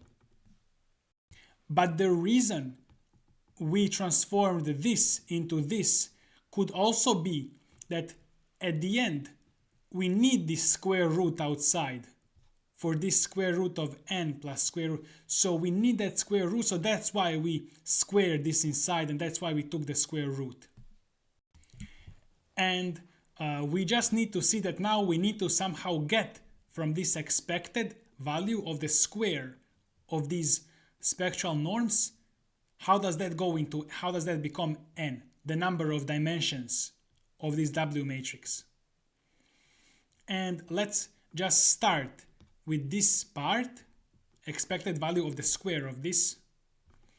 We can apply some linear algebra. So square of this matrix times vector, it's gonna be equal to vector transpose matrix transpose times matrix times vector. In the next step, this V transposed and V are constants. They're not random numbers, so we can just put them outside of this expected term. In the next step, we go from W transpose times W, that equals to the n number of dimensions times identity matrix that has m dimensions. And this works if the elements of the W are sampled from normal distribution. So mean 0, variance 1, and each element is independently sampled. So to understand how we got this n times identity matrix, first we need to understand that variance of 1 means that on average the square of all of the elements, every element, is 1. So if we take any random element in the matrix, on average the square of that element will be 1. And we are talking about expected values here. So that's why we know it will be 1. It's like an average value. And why am I talking about square of the elements? Because when we multiply these two matrices, if we look at the diagonals where I equals j, we are basically multiplying the same elements. So the way matrix multiplication works, you multiply, so you do dot product of this row and this column. So when you look at the diagonals, like this one, and then the second, third, fourth, you will notice that the numbers are same because this third row is same as this third column because it's just transposed. So first row, first column are same, second row, second column are same, etc. So you are, and we know that, so we are multiplying these first elements. So let's say first row, first column. First element times first element. So it's like elements squared. And we know that the square is on average 1. So it's going to be 1 plus second element plus third element times third element plus fourth element. So it's just 1 plus 1 plus 1 plus 1. And it's going to be equal to n. So we have n times 1 plus 1 plus 1, which is just going to be n. It's a bit rough, so you need to maybe look into this yourself as well. It's explained here by Gemini as well. Diagonal entries where I equals j, you are multiplying the same vector because the row and column are same. They're just transposed. So I will just skip here. We just get 1 plus 1 plus 1 repeated n times, which is equal to n. So the result of this, it will just be that all elements or entries on the diagonal will average to n, so top left to bottom right. Although I don't know if this is mirrored in your view, but this is my top left to bottom right. And then for all of the other elements, we are just multiplying two random values. And those random values are on average 0. They have mean 0. So they are expected to be 0, those values. So if we multiply 0 times 0, we just get 0. That's why we get 1s on the diagonal and 0s everywhere else. So the expected value in this case, this is what we get. We just get 0s everywhere and then n on the diagonal, which is equal to n times identity matrix. And I previously said that identity matrix has m rows, which I still think it makes sense. I mean m rows and columns. And we see that we went from this to all of that equals n. Let's see how that happened. First, we can pull n in front of the brackets and then just look at v transpose times I times v. And I is identity matrix, so it's just like multiplying with 1, so we can just omit that. Now we have n times v transpose times v, and this dot product is equal to just magnitude of v squared.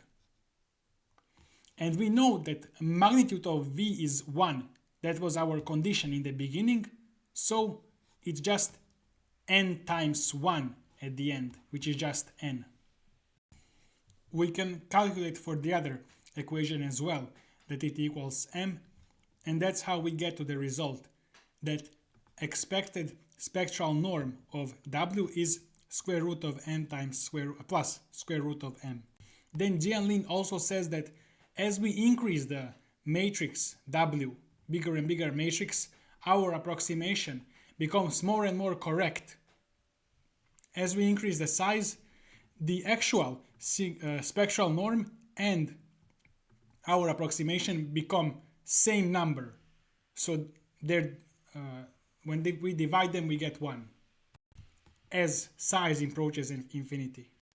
Then he says that this assumption was done by him knowing the answer and then working backwards to assume this, that we can just split this equation into these two equations and sum them up later.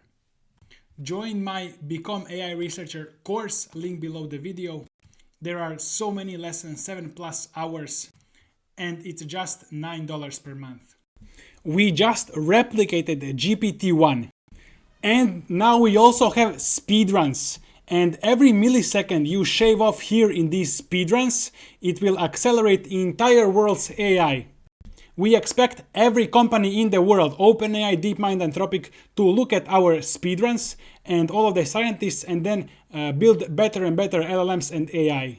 And I also figured out a way to automatically use AI to do AI research, which is crazy. I didn't expect Gemini 3, Flash and Pro to be able to do these speedruns on by themselves, which is crazy. This is crazy new thing I discovered. First step towards our goal of making top 10 LLMs in the world, or possibly even top 1 best LLM in the world, has been accomplished. And it speaks very coherently, GPT-1 level. So if you say once upon a time, it's gonna say in a small town named Harmonyville, there lived 2 best friends named Sally and Sammy and Sally, etc. It's actually quite crazy that somebody completely and fully precisely predicted how much training time this would take. This is crazy. This is either like a random prediction, or this is maybe Ilya Sutskever on his alt secret account. So if I tell you the model has 151 million parameters and I'm training it on 1 billion tokens on 4090 GPU, how much time do you think it will take? So this guy predicted, and it took around 2.5 to 3 hours. Here it's 2 billion tokens for 6 hours, so 1 billion is like 3 hours. But in 2018, OpenAI trained this same model on 8 GPUs for 1 month. And now it's 1 GPU for 2.5 hours. It's both compute improvement and algorithms improvement. And it costed me just 60 cents.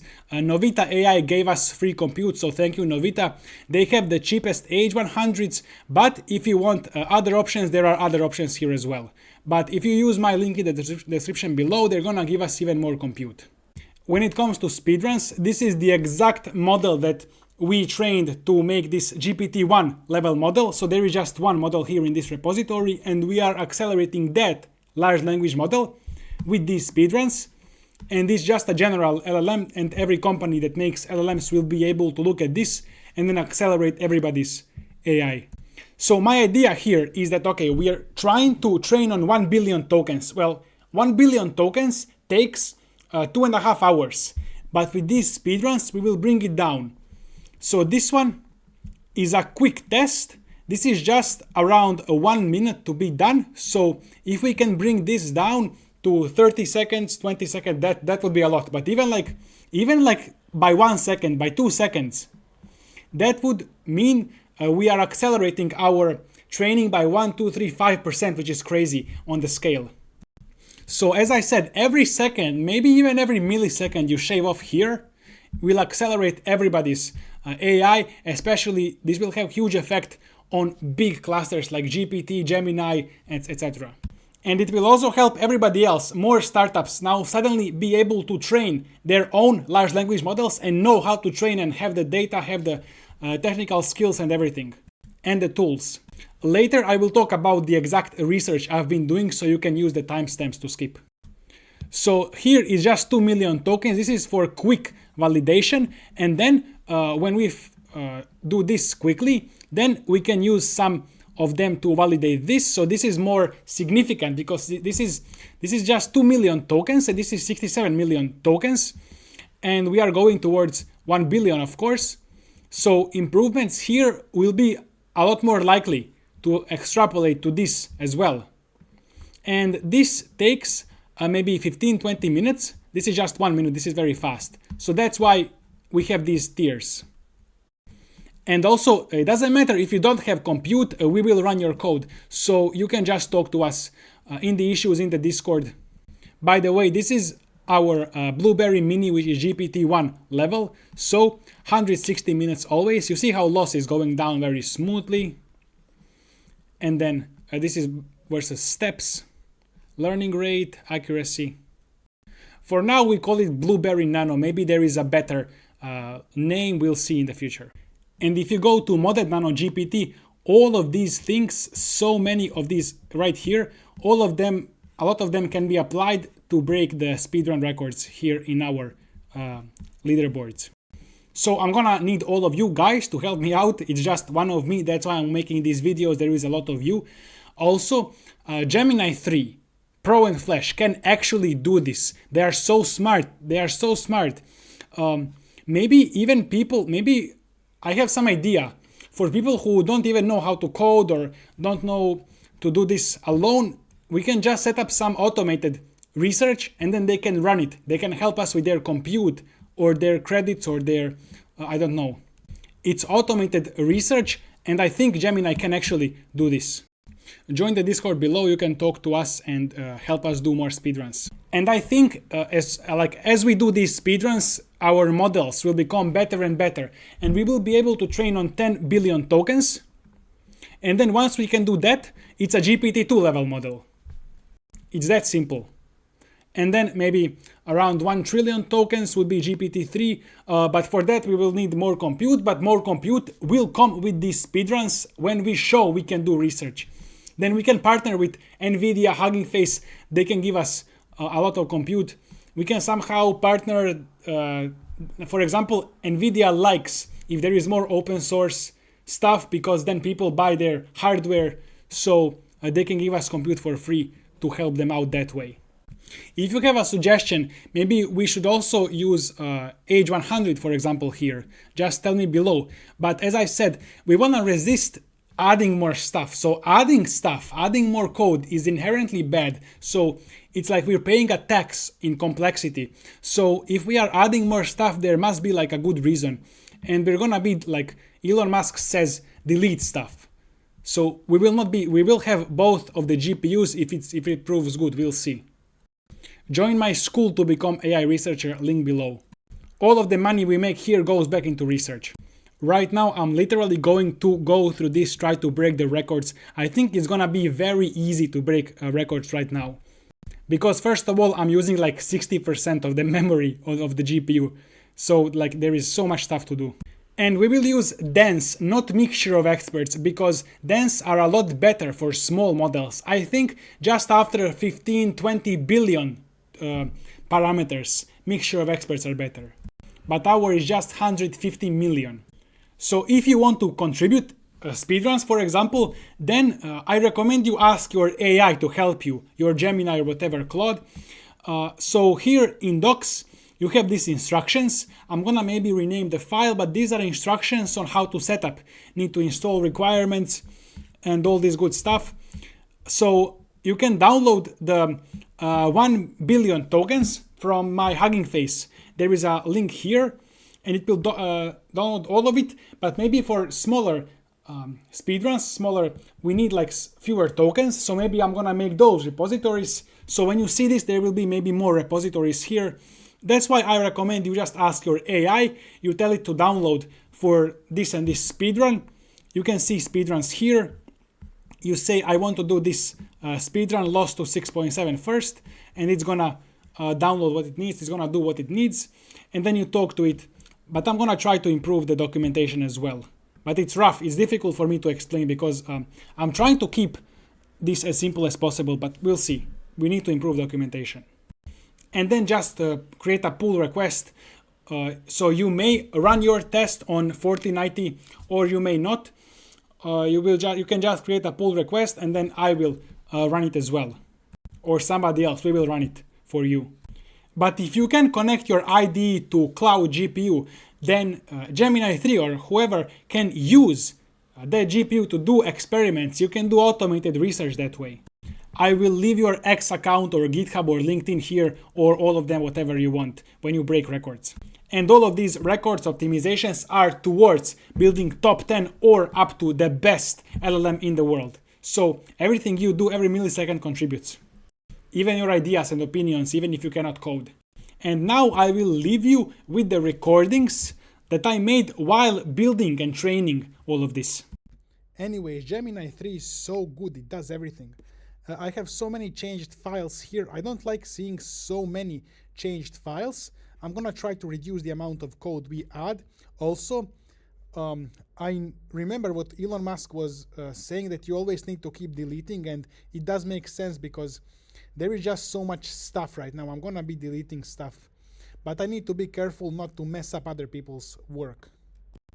I just implemented datasets for pre-training and supervised fine-tuning. It seems like everything works. I'm using small LM corpus. Gemini 3 does everything, and Claude Sonnet, although I don't know which one is cheaper. It looks like Gemini 3 is cheaper. It's $212 and Sonnet is $315. This is good that there is competition. This is really good for us. And now all LLMs are kind of equal, and then open source like Kimi are pushing the price and everything down. And now Gemini 3 is very competitive. So there is no like just one model that's good anymore for coding as it was before. Now I think this pricing will have to go down as well.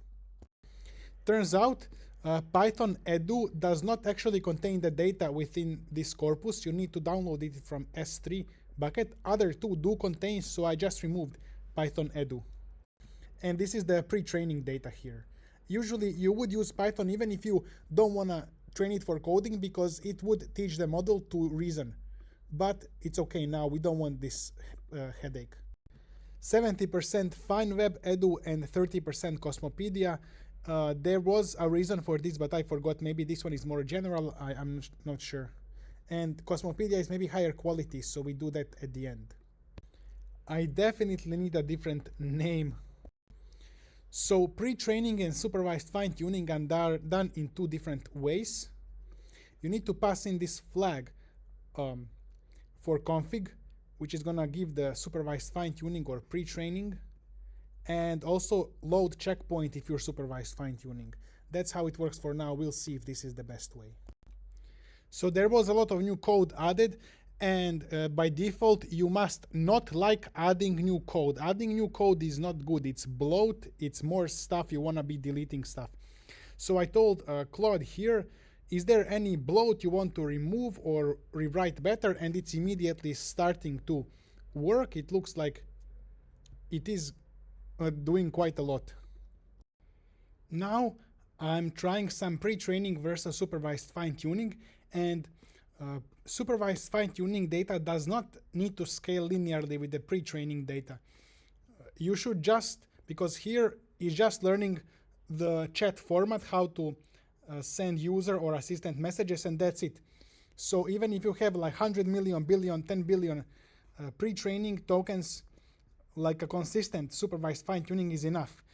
The only problem is if pre-training is too small, then big supervised fine-tuning can mess up the weights learned here in the pre-training. So you need to also cap. Here we're gonna cap like no less than 10% of the pre-training token size.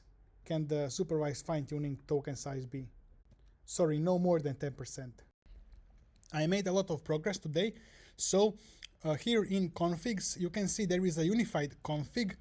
It's all powers of 2. Maybe we're gonna have to change this to utilize the GPU more. And then we just have two instances. One is for 24 GB GPU, which is the same, and one is 8 GB GPU, which will just have higher batch size and maybe different learning rate as well. And this is for debugging. This is very small model, just to make sure code works. Usually biggest LLMs are trained on maybe 10 trillion tokens, maybe to 30 trillion tokens.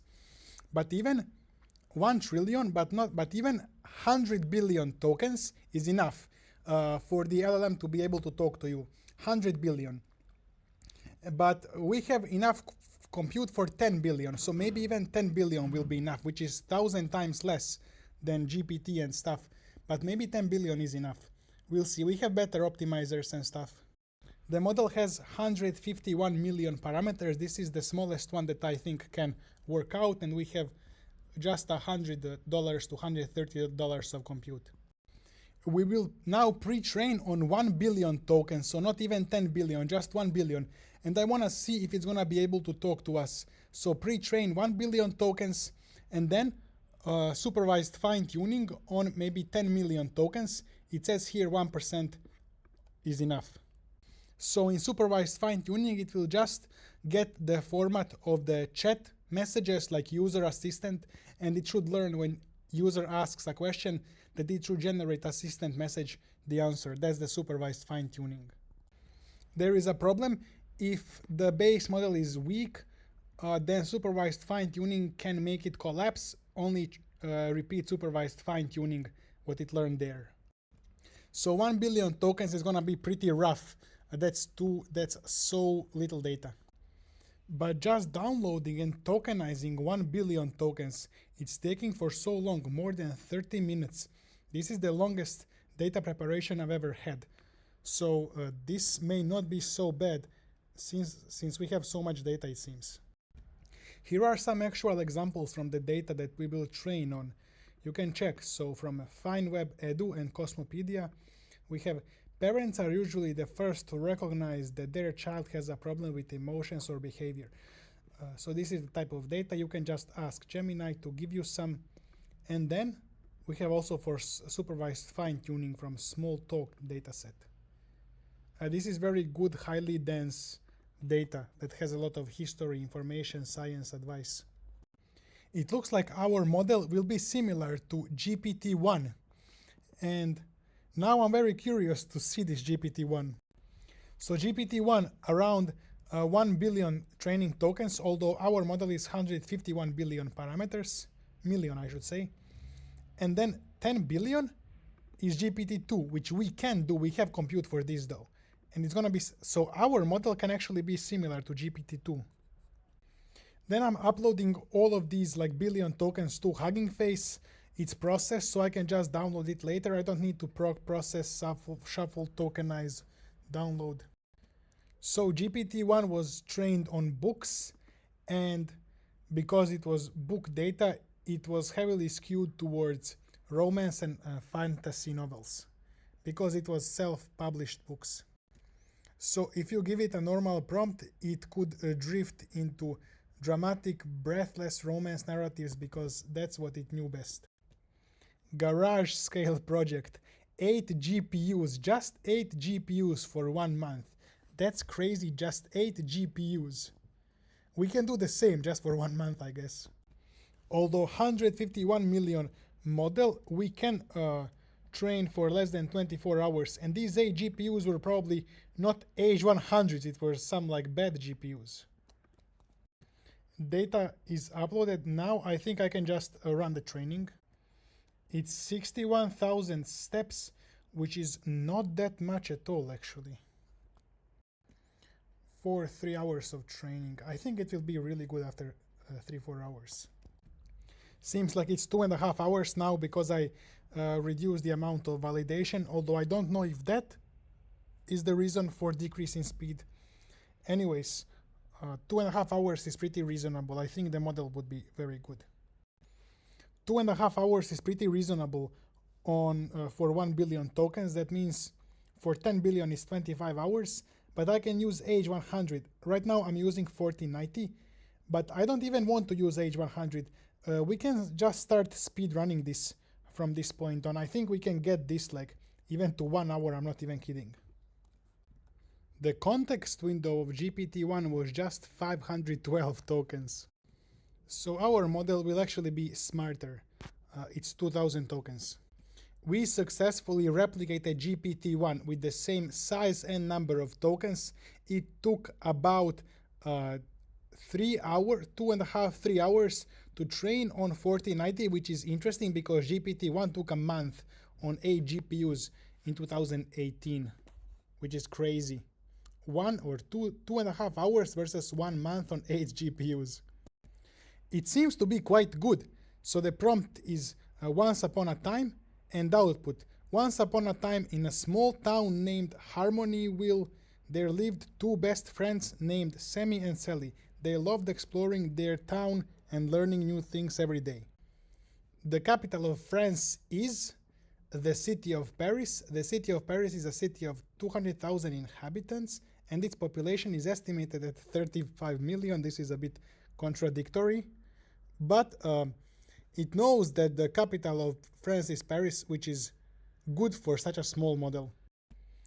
It also knows some Python, but it was not trained on Python, which is interesting. Maybe there was some data still. Hello guys, let's do some AI research together.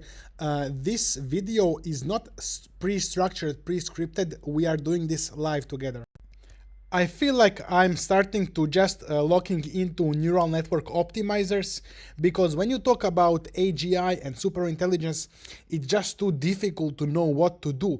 But if we improve neural network optimizers, then the entire AI field can progress faster, do research faster. So I'm gonna expand away from optimizers later, but now I'm very interested in optimizers.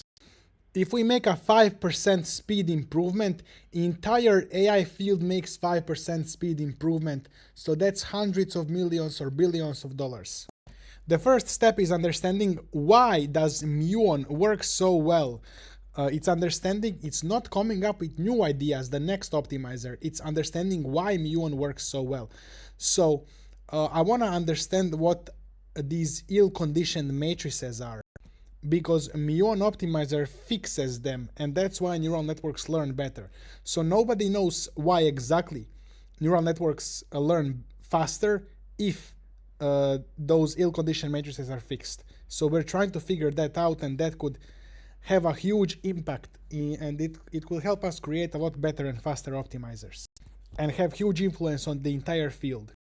Look at this function. So it's x squared plus 100y squared, and you see how steep this curve is on y-axis and how very not steep it is on x. So there is still a curve. The x is not flat. The x is still curvy, it's still rising or falling. So if you put a ball here, it would still move towards x equals 0. But the curve at y is so much stronger because you have 100 times y squared.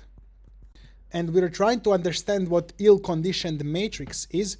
So in this example, the curve on x squared is gentle, and curve is extremely steep at 100 y squared. Let's look at the gradient at the point like 1, 1. So x is 2, y is 200. I'm not sure how many of you understand like what gradient is and how to calculate it. I would suppose half of you. But anyways, if you want to learn it, you can just, you have to learn it on your own. I mean, I cannot show everything, but I have some courses that show this as well, like becoming AI researcher from scratch. You can also check it. So now when you have some learning rate, which will determine your step size on x, of course, that learning rate will multiply your gradient. So the step here will be a lot smaller. The step here will be absolutely huge for this learning rate. And if you pick a small learning rate, to make this step smaller, then this will be too slow, too small, because learning rate times this step is too small. Just to remind ourselves, we subtract. So from old weights, we subtract learning rate times our gradient, which was 2 or 200. Now, depending on the learning rate, we might be subtracting very big number from this very small, etc. And what is the ill-conditioned problem? A condition number is the ratio of the steepest curve to the flattest curve. And here it's 100 over 1, which is 100. In neural networks, it can be in millions.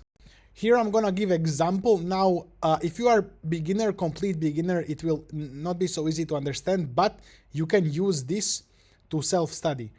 Let's say we have a neural network and it's predicting house price based on two inputs. So if we have a number of bedrooms, which can be 1 to 5, and lot size, which can be 1,000 to 10,000 square feet, let's say our neural network is some weights that the model learns times number of bedrooms plus some weights for lot that model learns, which is different from these weights, times square feet.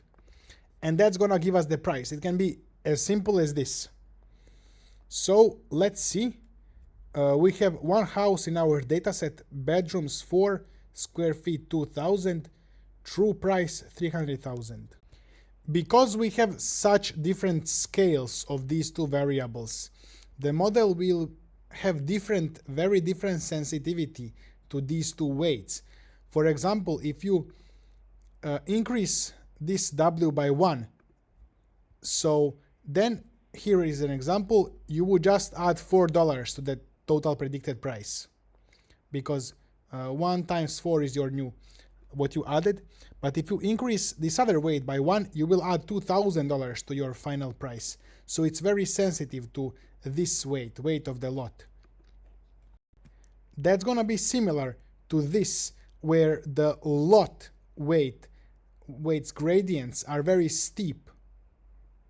And for the number of bedrooms, it's very flat. It's almost flat. It's not flat, but it's very flat, almost flat. And now if we calculate gradients of the loss with respect to these weights, it's gonna be very simple. So you have variable times 4 in our example and variable times 2,000. So the gradient here will be simply 4 and the gradient here will be 2,000. Which you can see here, the gradient for the lot weight is 5 times larger than the bedroom weight.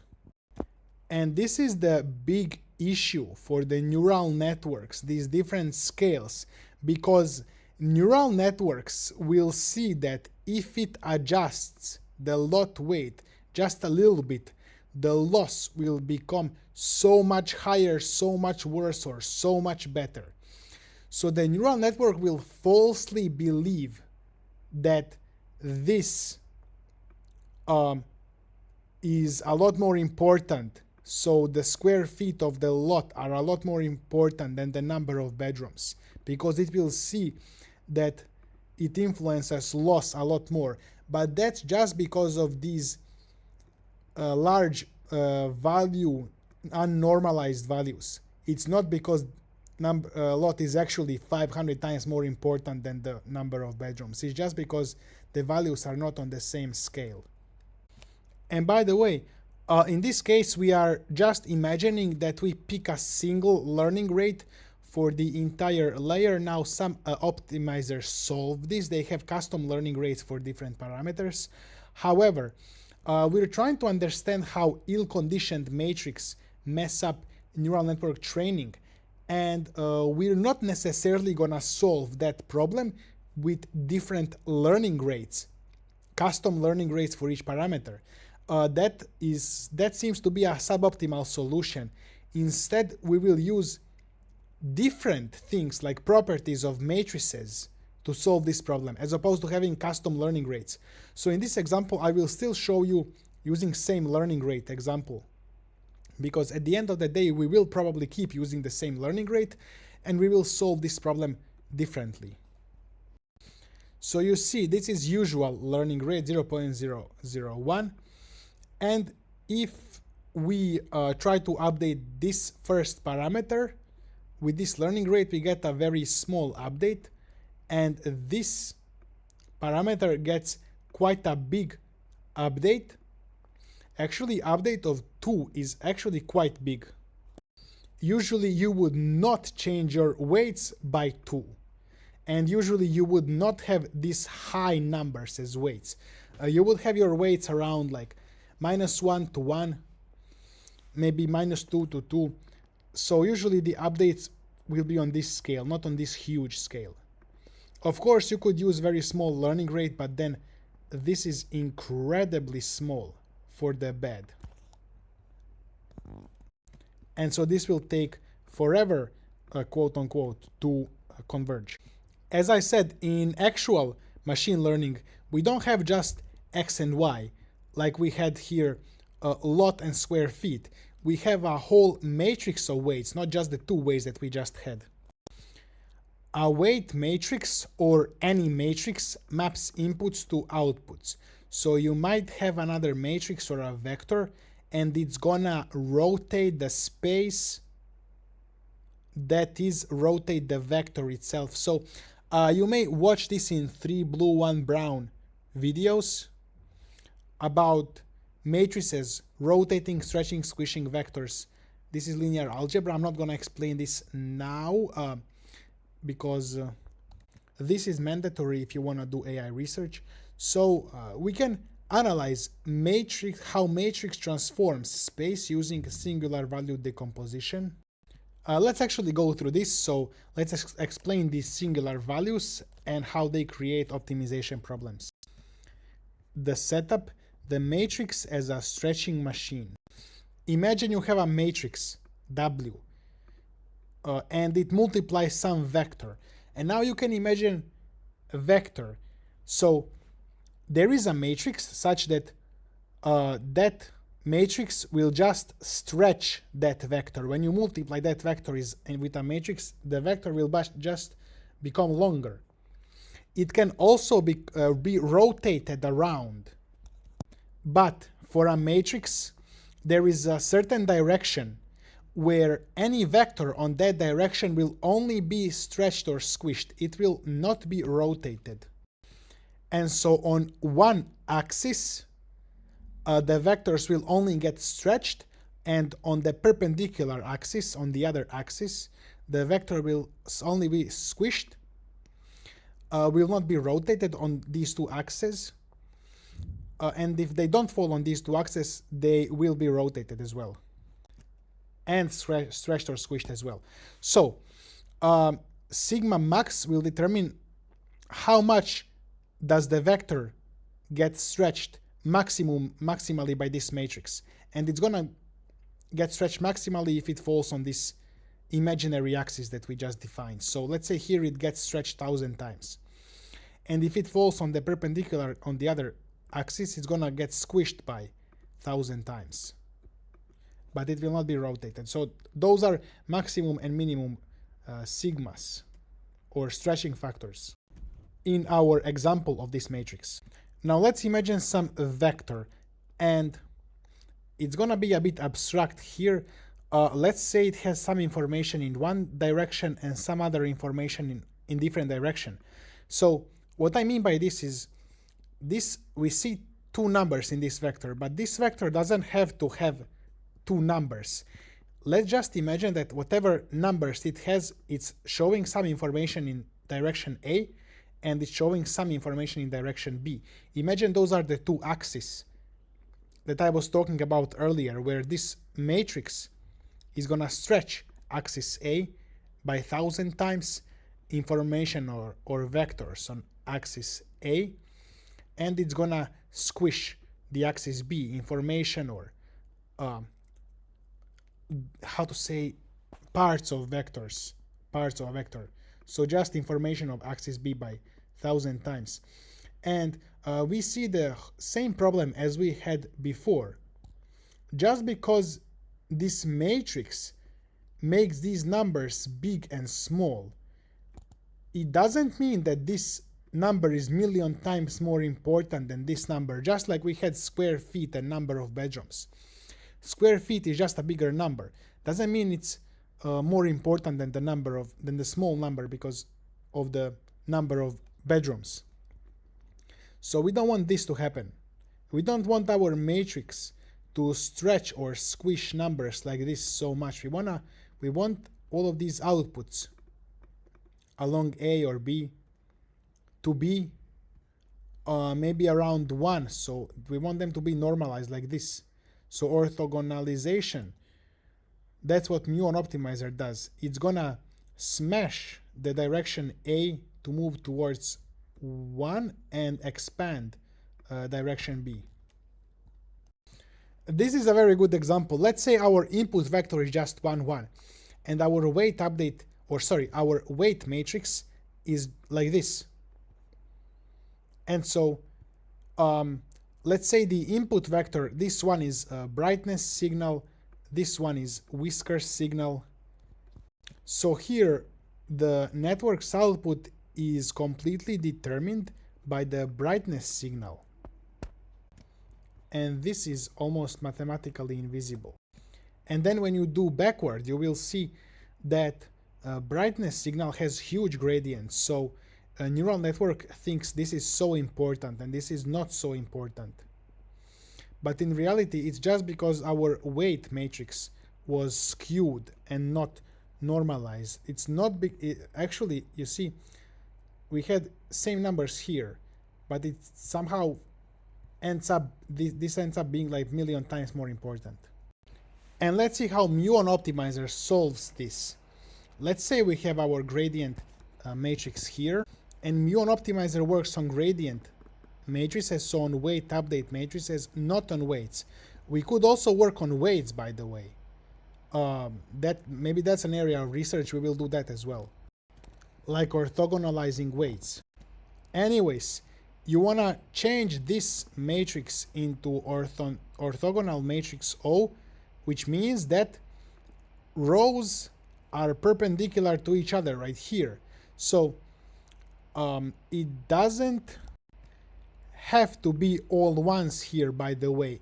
It's all ones in this example, but it just has to have 90-degree angles between rows. So if you look at this row as a vector and this row as a vector, there should be 90-degree angles between them.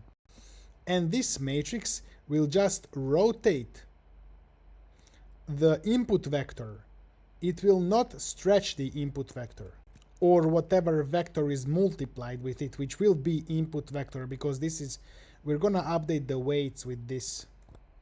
But anyways, my point is, you don't want to add such weird gradients to the weights. These gradients are a lot more uniform, a lot better. These have huge issues that I explained earlier. And so orthogonal matrix means that every singular value is exactly 1, which means any vector, it's just rotating, so it's not squishing or stretching. The length of any vector will be 1 times the length of the vector, which is just gonna stay the same.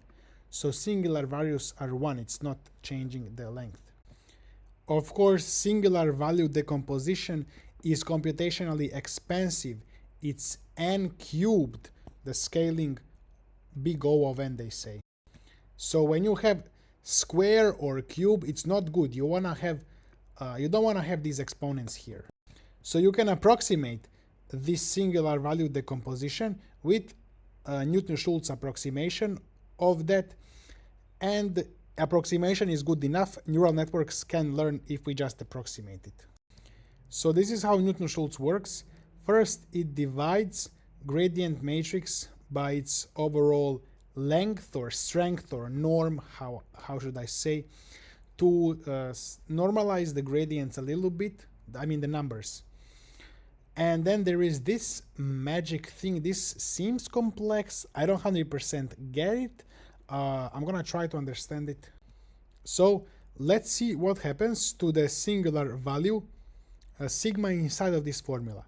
So if sigma is 1, we get 1 over 2 times 1 times 2, which is gonna be 1. So sigma stays at 1. As I said, we want sigma to stay at 1. That's the stretching factor. We want it to be at 1. If sigma is too small, then it's going to grow every iteration. This is so interesting. So if it's very small, in the next iteration, it will grow, it will become bigger. So if we repeat this like 5 times, every time it will grow towards 1. Now if we try number 2, it's gonna be kinda weird because it's gonna jump to -1. It's gonna get stuck. If we try number 1.5, it's actually gonna go towards 1. But this is the thing. Muon optimizer is actually using a bit different formula that should be faster. The formula that I just was explaining is the standard cubic Newton-Schultz, but Muon optimizer uses hyper-optimized quintic fifth order variation with specific magic number coefficients to make it run faster on GPUs. Don't worry, I'll explain, I understand this. First of all, you can notice that this looks like a polynomial approximation of a function. So let's look at this. X transpose times x. Let's look at this as a single, as a variable.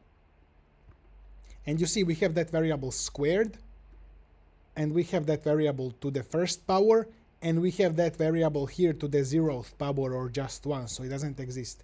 So it seems like a polynomial approximation. We are approximating this singular value decomposition with something that looks like a polynomial. Other thing is to notice is that we have these three coefficients, alpha, beta, and gamma, and they are just static numbers. They are always the same. They are these numbers here. They are found through experimentation. And so this first number is going to determine how much of the old matrix stays, and these two numbers, beta and gamma, are within this change. So imagine that this is old matrix staying, the previous one, and this is the change that we are introducing to make it more orthogonal, orthonormal. And in code, it's coded in a bit different. I mean, it's the same thing coded. So this is how it's coded usually. First, you do this x times x transposed. That's going to be saved into some variable. So that's just this x times x transposed. And then you have b. B is equal to a, which is this a, plus c times a squared. So this is the polynomial approximation that I was explaining. And if you remember, if you take a look, b shows how much of the new thing. B is the new thing, and it's like adding the new thing. This is the adding the new part, the new thing, and this is the old thing remaining. Because b and this is the change, the orthogonalized, this is just the old thing multiplied with some coefficient. Not to, because maybe this would change too much, so you want to keep of this old thing as well. This is how Gemini 3 explains this formula compared to the standard formula. It says that this formula isn't actually making singular values exactly at 1, but at 0.7. Because if you add these coefficients, you're going to get 0.7. Okay? So you want to make it 1 and not 0.7, but the advantage of this formula is if the values are very small, they're going to get blown up into these better values a lot faster. So it says here, but I still need to check this, but I believe Gemini 3, I believe it's correct. It says that small values are going to get blown into these good values a lot better and faster than the original formula, and you need speed in neural networks. So the research question are going to be, can we find even better formula, better coefficients to optimize the compute? But that's not even the best. I think the best research is to understand why. Just understand more of why it learns better faster when we make the singular values equal to 1. That's maybe the best research question. Why does it learn faster if we make singular values closer to 1 or equal to 1? And it seems like it's just putting the numbers onto the same scale, but I think if we re-implement these experiments, we will find surprising results that will create more interesting questions and eventually lead to a lot faster optimizers, which is extremely valuable for the entire field. This is also a good question. Can we find better coefficients, better algorithm, faster? Or here it says to have adaptive coefficients, but that would be slow. Just having single, like, same coefficients is faster, maybe. I'm not sure. I told Gemini to design an experiment that will just be some simple neural network, and then I copied this design. I read it a little bit, but not too much. And then I gave it to Claude Opus. Opus is the best coding model, and let's see what it does. Actually, guys, this is getting a bit complex. I'm trying to figure out these different loss surfaces, and looks like different optimizers like Muon and Adam have different loss surfaces. So I'm gonna make next video about this until I figure out what I even should do here. So see you next time, and join my school. We do live calls for AI research. You can ask questions and figure out your path in AI research. A link below. Hello guys, today we made so much progress on our large language model. We want to build top 10 large language model in the world, which is not too difficult because maybe just 6 or 7 are actually competitive. We could even go for top 1 best LLM in the world, although that would be more difficult because we want to keep everything open source, so we'll see. First of all, we got $100 from Novita AI to support our research, so thank you, Novita. And then most of these pull requests are done today, so around 6. You may skip forward for technical details on all of these requests, what we did today. First, I want to talk about our goal and what we realized today. So we will just have to start training LLMs because we will have to own the whole process of training as well as doing research, and that's how we can scale. So this is the smallest LLM that I know of. So 135 million parameters, very small. We can start by replicating that. And that will fall into our $100 budget, which is actually $130 right now. So this is language model by Hugging Face, and I'm trying to replicate it exactly here. And then once I replicate it, I'm gonna add our improvements that we did today. We're gonna merge them to this model. We will also check out this nano chat by Andrei Karpathy, which he says this is the best LLM, most optimized LLM $100 can buy. So we'll see what we can implement. You may help us as well if you go here to issues, which is just tasks. There are all of these tasks, but this one is important. For example, it's literally what we can implement. And then you can go here and then read this repository by Andrei Karpathy and then talk to us here. And then in modded nano GPT repository, there are so many speed ups and ways to improve, all of these ways to improve training. Now, all of these ways improve the training a little bit by a few seconds, milliseconds. At the end of the day, it's about like scale and compute. But I think with all of these slow improvements, if you compare this and somewhere up here, there is maybe 20% improvement, which is actually quite a lot. But the data quality is also very important, so we need to care about that. So as I said, we will just try to build full LLMs. We will not just focus on parts, we need to build full LLMs. And for this small large language model, I feel like we should not do mixture of experts for this one, but just multi-layer perceptron. And then maybe we should also include some linear layers or mostly linear layers like gated delta net instead of full attention. I need to see if this actually trains better, which it will, I'm pretty sure. But don't worry, later we will get back to mixture of experts, but for models that are maybe 30 billion parameters, 20 billion. So I'm hoping that we can train maybe 130 million parameter model on maybe 2 billion tokens to 10 billion tokens. And it should be able to talk to you, to chat with you, maybe even answer some like 2+3 questions. And today we merged some PRs. Some of them were just about fixing bugs and maybe removing some old code. But these two are more like research, so zero compute expert in mixture of experts. The idea is that some experts, they just, whatever token they get, they also just pass that through, return the same token, because maybe sometimes tokens don't need to be processed. The problem here is I tried running this on 4090 for actually maybe 15 or 20 minutes. Maybe I wrote too much here, but I didn't see any improvement. Actually, it performed a bit worse. But this is not enough compute for sure. So we need to scale up compute. But maybe I will delete this one. I mean, we need to resolve these conflicts because I just renamed this file, but never mind.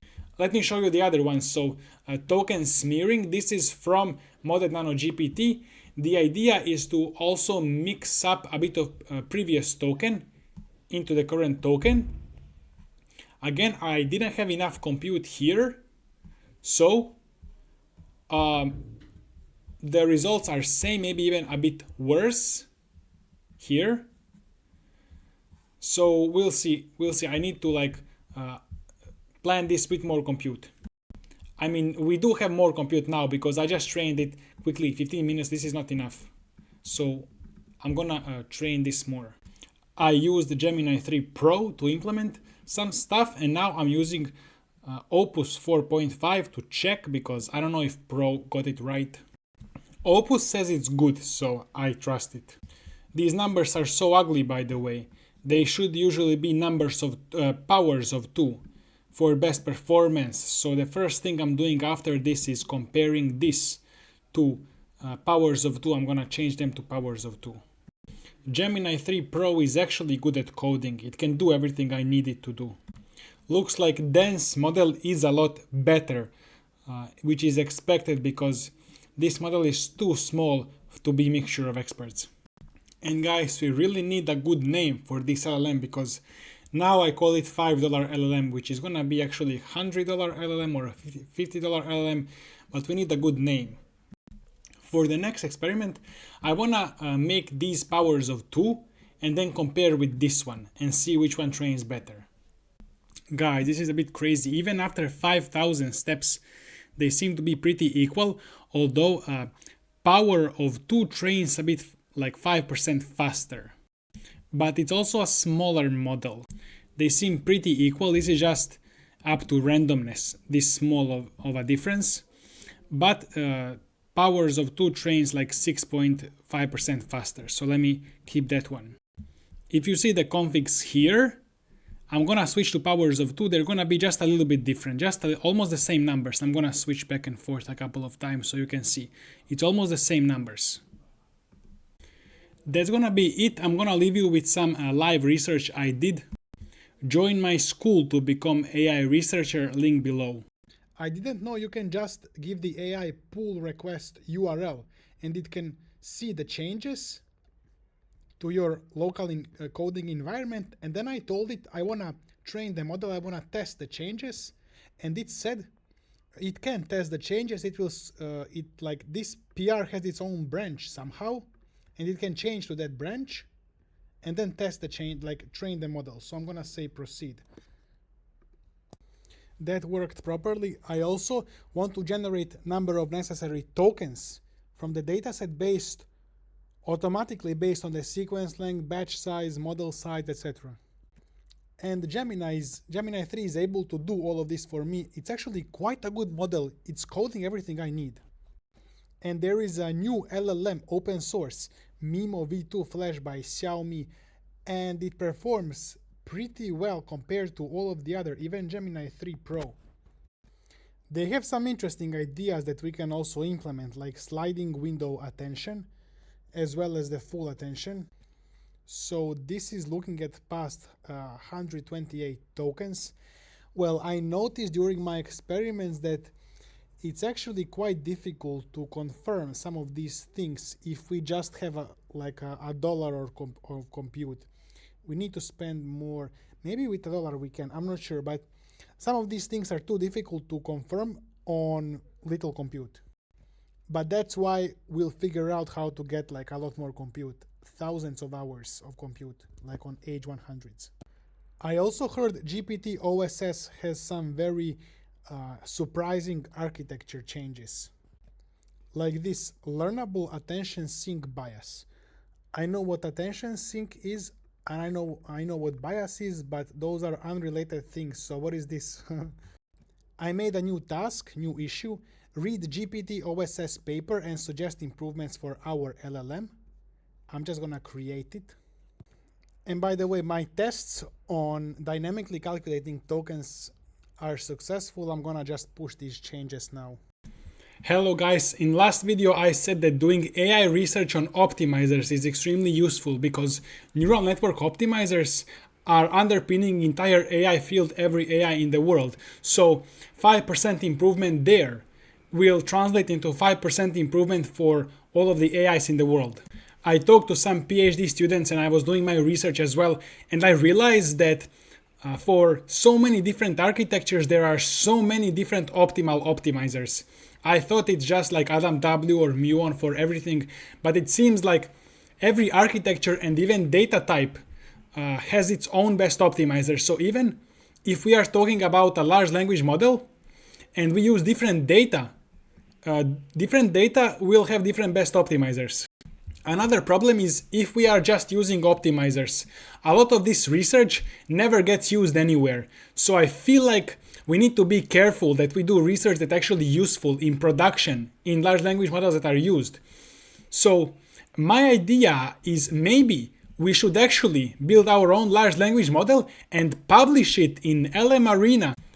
So we already have our own large language model right here, Blueberry LLM. And if we go ahead and start competing in LM Arena and in artificial analysis benchmarks, these are all of the benchmarks here, then we can direct our research, do research that's actually useful and used in large language models that solve the real world problems. So now I do believe that we should do end-to-end whole large language model, not just optimizers, for example, because our research now gets focused. We have a clear goal and metrics to measure against and things to compete, because these leaderboards and benchmarks are best proxy for real world usefulness, as good as we can get. So if there are better benchmarks, then you can tell me below, but this is the best that I know of. I will talk further about how we can train the model. Let me just add that I think getting onto this leaderboard is not impossible.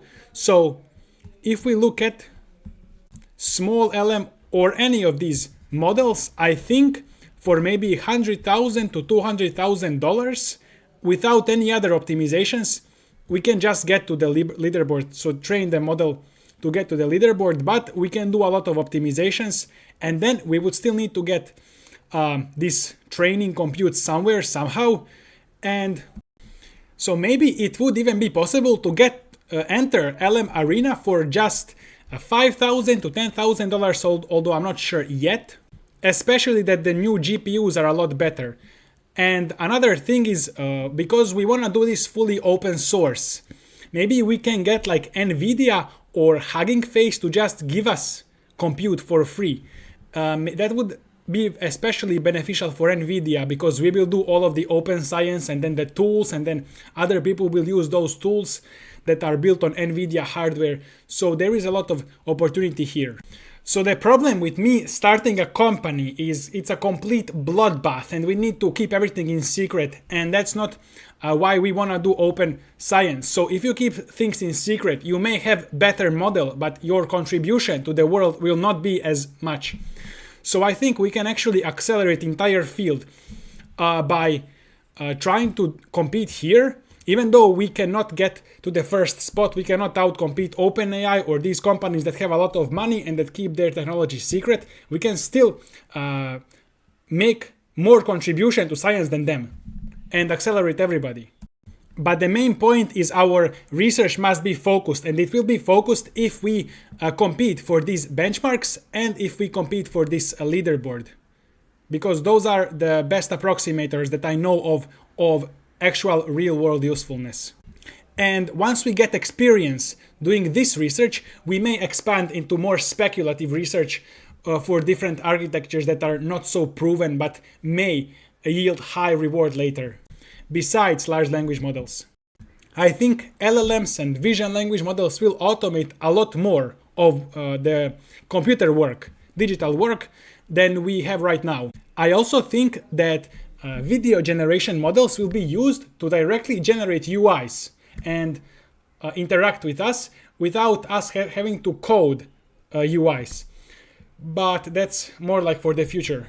But anyways, our goal with this LLM could also be not just this superficial aim of competing for benchmark scores, but to help automate coding, agentic tool use, business, enterprise, students studying, all of this stuff. And before I talk about research, let me just talk about funding. So of course that's gonna be a problem. As I said, these models here costed around maybe $400,000 to train, which we're not gonna have. So we might need to like work hard and do a lot of optimizations. I think we can get onto this leaderboard because these are quite old models, and maybe for just $5,000 we might actually train a model that gets onto the leaderboard. Like our first goal would be just to get here, get listed. But if we improve our skills, funding will come if we just become good at this. Also, we can work with PhD students and people at these universities that have clusters, big clusters like MIT, Harvard, Tsinghua, Peking University. They have big computer clusters. And PhD students can just work with us. So that would be our goal. Now I'm gonna talk about some of the research plans I had. This was just a beginner phase, so you may comment below, help me out. So light eval, this is a good, I found this for evaluating our large language model. But currently we may just be forced kinda to evaluate just on validation, loss, perplexity, accuracy, because in order to start getting results on these benchmarks, you need to spend at least $5 to $10, which is okay if you're doing it once. But research, we're gonna have to do many experiments. But actually, I'm getting some compute from Hyperbolic and Novita AI, so maybe we will have more compute, we'll see. So if I have, for example, $80 of compute, we may look to train the best possible LLM for $5. And then we can try 16 different times and with actually some research, so maybe 10 different times, and then write some blog report on the best way to train LLM for $5. I wrote this research idea, so best LLM for $5, total budget is $80 for the entire research. This is what I currently have from these two GPU providers that I mentioned. So you can join the Discord link below if you wanna work with us. You may even have some compute yourself, even some small GPU, or even you can use Google Colab. We'll talk about this. We just need to make sure when we train on Google Colab, which we can, that the results transfer to making the model and training bigger. But we need to also figure out how that works as well. And the model we would train in this research and also towards putting it to the arena and benchmarks is probably 3 billion parameters, but minimum 1 billion parameter, but probably keep it at 3 billion. Below that is too small, above is too expensive currently. The first architecture design we would go with is to use full softmax attention without any linear attention layers, because the infrastructure and code, everything is already very developed for full softmax attention. I also read that there are some problems with multi-hop reasoning and complex reasoning with linear attention, but in the future we would be open to that as well. But we also want to minimize the amount of things we do and variables. Okay, we have some hidden difficulties. There are just too many variables in model training. Different architectures behave differently on different data distributions and with different optimizers. This is why I went from just training optimizers to actually end-to-end whole system, because just researching optimizers, we may not even be researching on the useful thing that will be used in the market. For data for now, I just want to stick to small LM corpus. This is already processed data, good data for training small language models, just because we don't want to have too many variables. We want to reduce the amount of things we do. We are already overwhelmed with so many different things to work on if we want to research, make our first LLM. But if any of you want to create some report on or analysis of different data types, because I would imagine eventually for all of these benchmarks, there is no general data that we can just train large language model and it gets better on math, medicine, biology. We actually need to curate carefully the data for it to be smart in math, medicine, all of this stuff. That's why XAI is hiring these PhD students in economics and other fields to curate data carefully. For optimizers, there are so many and so many new optimizers. Muon seems to be generally better than Adam W, but there are even better or newer versions, maybe better for specific data types or specific architectures. So we will do a lot of research here, I believe, when we create our LLM. And we are at the evaluations which I mentioned. So that's it for this file. So you may join my school to receive group mentorship every week. We have a live call where you can ask questions. You have 7 days free trial and then just $9 per month. We have this classroom, all of the classes and courses you need to be AI researcher. Next meeting is 9 a.m. Central European time. So check your time zone, and we may also move this around for everybody to be able to fit in. And this school helps me buy compute and support me in doing these free videos, free AI research. That's the main reason I'm doing this school.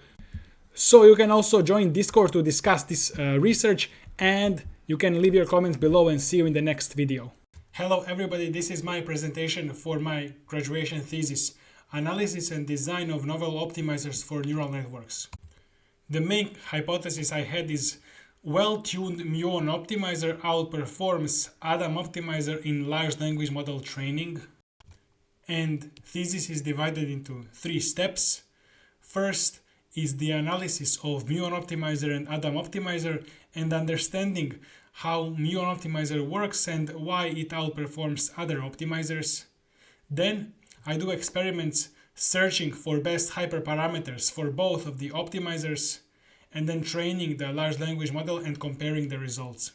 In my thesis, I derived rules for combining 2 frontier technologies. Those are Muon optimizer and large language models. Optimizers are responsible for neural network training. They update the weights of the neural network according to this rule. So the new weight is going to be old weight minus some update number.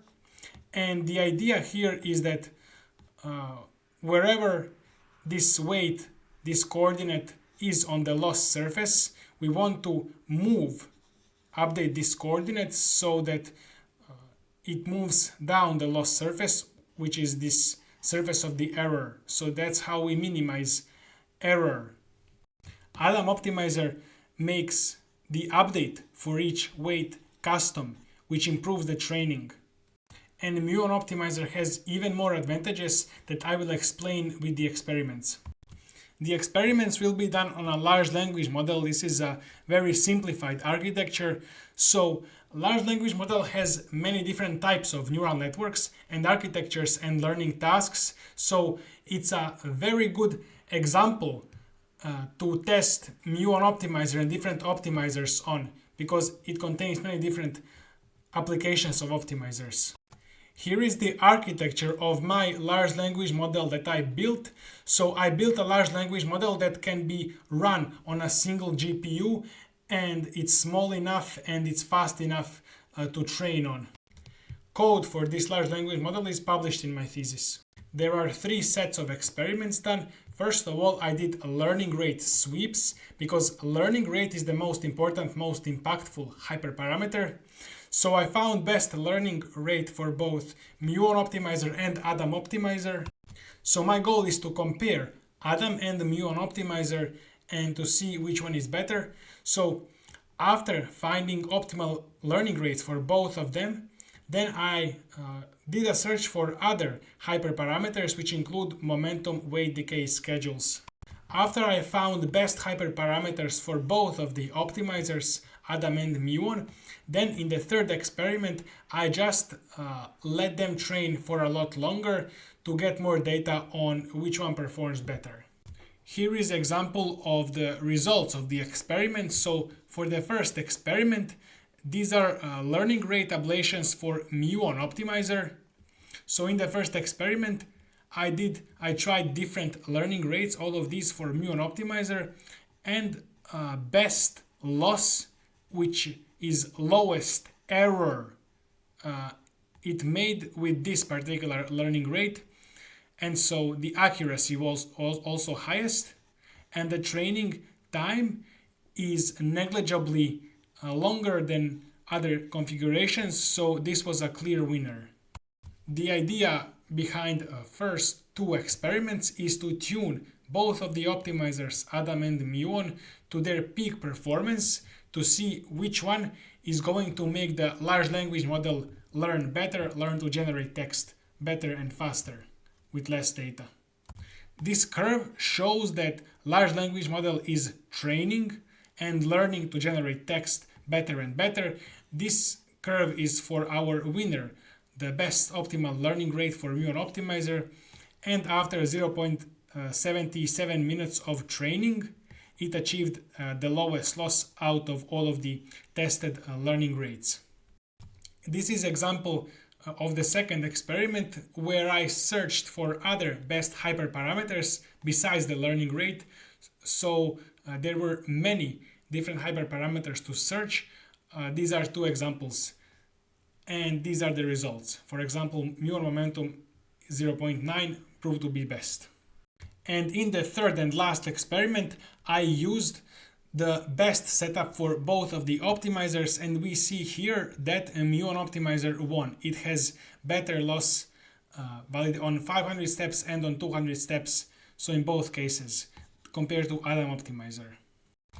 Also, Muon optimizer has a lot larger tolerance range for learning rate, which means it's not so sensitive. Here, researcher must be very precise and precisely set the learning rate, while here there is a lot bigger window to set the learning rate, which is also then a lot less prone to error. First conclusion is that for the optimal configuration design of optimizers, it's important to do hyperparameter search for any AI model. And second conclusion is related to how and why Muon optimizer outperforms all other optimizers, including Adam. Optimizer updates are dependent on the steepness of the loss surface. So if the surface is ill-conditioned, very steep in some directions or flat in others, then optimizer will make very large steps in the sharp, steep directions, which will cause instability, and very small steps in the flat directions, which will cause slow divergence. Muon optimizer fixes this problem.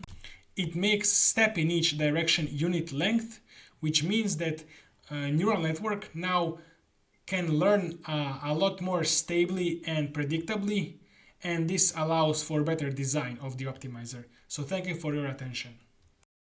Thank you for watching, guys. That was my thesis presentation. Check out my school if you want to learn all of this stuff that AI researchers use. Link below the video, and see you in the next video. Hello guys, I have a lot better plan right now for our Open Superintelligence Lab. Eventually, we want to make a large language model that is top 10 in the world while keeping everything fully open and making everyday videos, publishing all of the code. Now, is it possible? I don't know. Is it possible for us to be number one? There is a lot of us to have the best model in the world. That would be difficult, especially that these closed companies can just take and then train better models. Nevertheless, we do have a lot better research plan here, research roadmap. By the way, maybe we can have number one best LLM in the world. I'm not saying we cannot, I don't know yet. And if I figure out that we have any chance to have number one best LLM in the world, which we probably do, then I'm gonna start pushing hard for it, and that's probably what's gonna happen. The reason I'm choosing LLMs is because they are currently most useful, so our fully open source research will accelerate everybody, and when we gain experience here, we can expand to more risky AI research that like towards next AGI superintelligence architectures.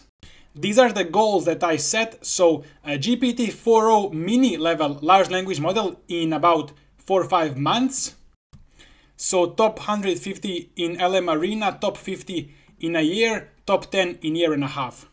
Whether or not we achieve this, what we for sure can is become best researchers, best individual researchers in the world. We can become most skilled, even if we don't have like compute, VC money investment, we can still do that. We can do best research and we can accelerate everybody. and we can work as hard as possible to accelerate AI research, open source, and science. I'm gonna talk about specific tasks you can do right now that we are doing a bit later. You may skip forward, use the timestamps. I'm gonna continue talking about the general goal right now.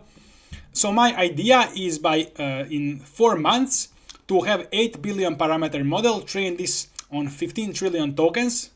And with all of the research we can do, we can for sure reach GPT-4o mini level model, and that would put us top 150.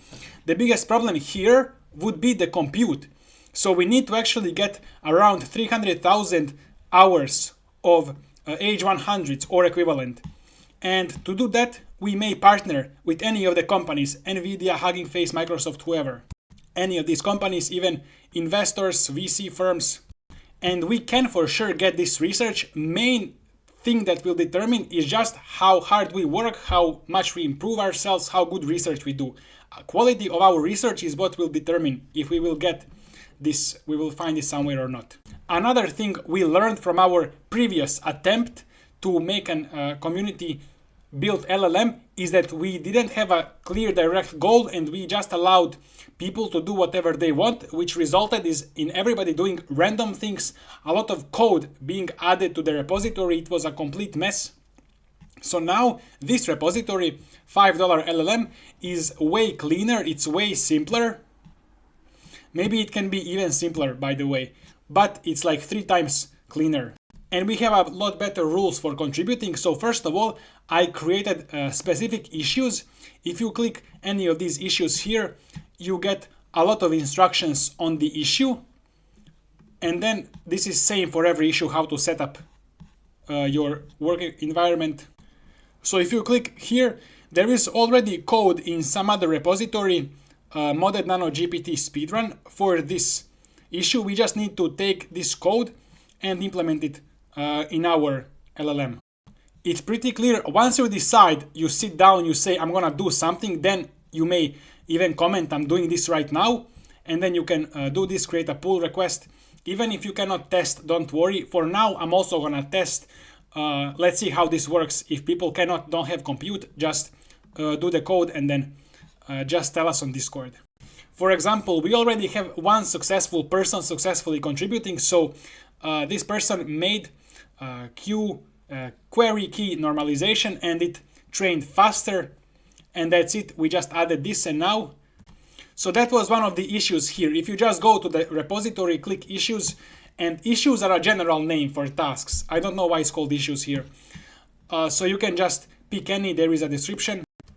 And we have baseline, and you may run experiment against baseline to compare, or you may just submit the code and then I will run. For now, as I said, we will still figure that out.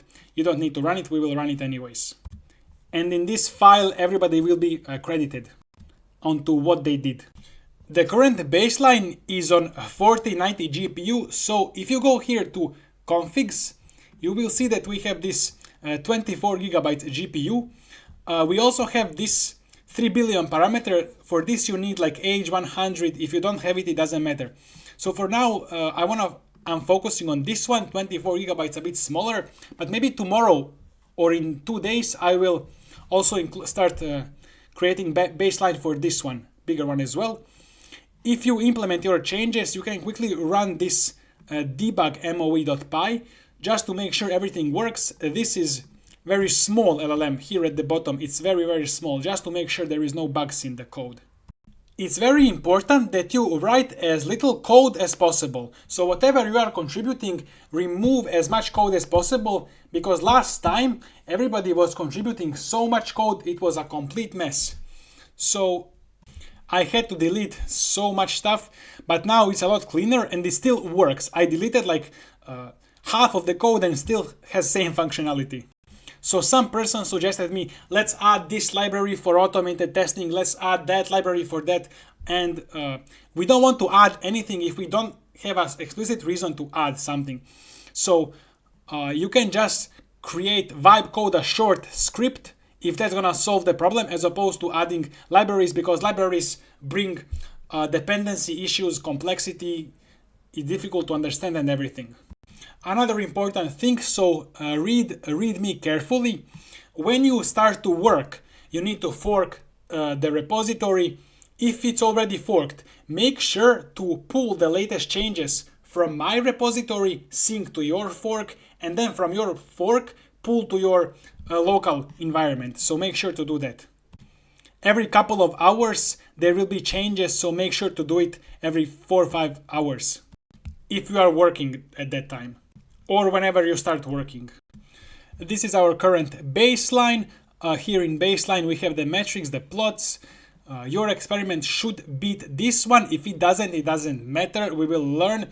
If you implement experiments and then they fail, you can send it still. We will see if we can make it work. If we cannot, but your implementation is good, we will leave it for future research. I'm gonna make also for future research this file. And you can still include that in your CV, in your resume. That's still research. Our goal with this $5 LLM is to create a structure of how we do this research together and then learn and then do more research, open source research, and then get compute for the big LLM. We need a lot of compute, but we will get it in a few months. If you go to modded nano GPT, all of these new records, all of these things here, we probably need to implement all of them. There is so much stuff to do, so you don't need to feel lost. There is exactly here on this repository what you can do. But if you want to do something that we did not discuss or we don't have an issue created, please discuss on Discord first to make sure that you do what we need you to do and what aligns with our goal. I think there is a lot of low-hanging fruit, very easy improvements to be made because this LLM is quite new. I coded it, but with a lot of you will probably find like many ways to improve it. I want to show you example of a successfully merged pull request in our repository here. So this was done by Rohan. And if I go here in the code was very simple. Now, this is the only change, QK norm, where we normalize query and key, and this where we initialize it. I don't really recommend making these changes of just formatting, like here. Maybe like some AI made it, I'm not sure, but there is no changes here, it's just formatting. When you fork your repository, make sure to click this sync fork, especially if your repository is behind. Now, when you are creating pull request, merge it into development, not into main, because we need to test it first. So how do you actually test against the baseline? So for you will already have the baseline results, and then when you make your changes, you just train. Now train on the same config, which is the config for 24 gigabyte GPU, one that I mentioned earlier. And yeah, I think you need to vibe code some script or not. I think you don't need to do anything. Maybe once you get the results, if you want to plot them on the same plot, then you may vibe code a script that's going to plot both of them. But other than that, you can just run the train moe.py and then compare the results with this baseline here. Now let me do an experiment. So I'm gonna use Novita's GPUs. They actually have very cheap H100, the cheapest I know of if you choose Spot. I'm gonna use this one, but you may also use other providers like Salad, or they have cheap like 4090s. I'm gonna set up the SSH. You may follow my tutorial on my AI research setup, just search for that. Then I'm gonna clone the repository, select the folder, which is just gonna be default. First thing we wanna do is pip install -r requirements.txt. It may happen that if you use a cloud, then you may also maybe have to install some other stuff like PyTorch and stuff. You can ask ChatGPT to help you if you get some errors here. The reason I like using cloud like this is because, first of all, I don't have NVIDIA GPU, so this will allow my agent to directly connect to run scripts, and as it executes scripts in terminal, it will run on that NVIDIA GPU. That's why I connect my IDE to cloud. as opposed to using it on Google Colab, for example, where you actually need to manually go to push to GitHub, then from GitHub pull to Google Colab, then run there, and the agent is not connected. It cannot just run stuff on Google Colab. Maybe there is a new extension it can, I'm not sure. I got my eyes on this issue, automatic mixed precision. This is actually quite simple to do, so I'm just gonna copy this. And by the way, you can check out this article and find ideas for us. You can also add new ideas and discuss with us what we can try to do in research. And this article has so many, it contains all about other LLMs, so there is a lot of stuff we can add from here. I'll make it very simple. I just told Sonnet to add torch CUDA amp, so I just copied what needs to be done. I said first create a branch, and after adding, run a new experiment to make sure it outperforms the baseline. If you don't have GPUs, then you may not run the experiment, you may just add the code. We'll see later how we deal with this. This is simple, so I can vibe code it, but sometimes you will do research that cannot be just vibe coded. But I will also think about what I'm doing here. And I can always allow it to execute commands because I'm on cloud. I don't allow it to execute commands on my private PC. I've seen horror stories of it deleting whole drives. I want to keep in mind that I want to add as little code as possible. Maybe I should have instructed it as well. So guys, it turns out it was already there. But anyways, this was a good test for me to show you how to do the research. So I'm gonna just comment and close the issue. Anyways, if you go to Modded Nano GPT, all of these things that are listed here you can also add. Just make sure to talk to us first.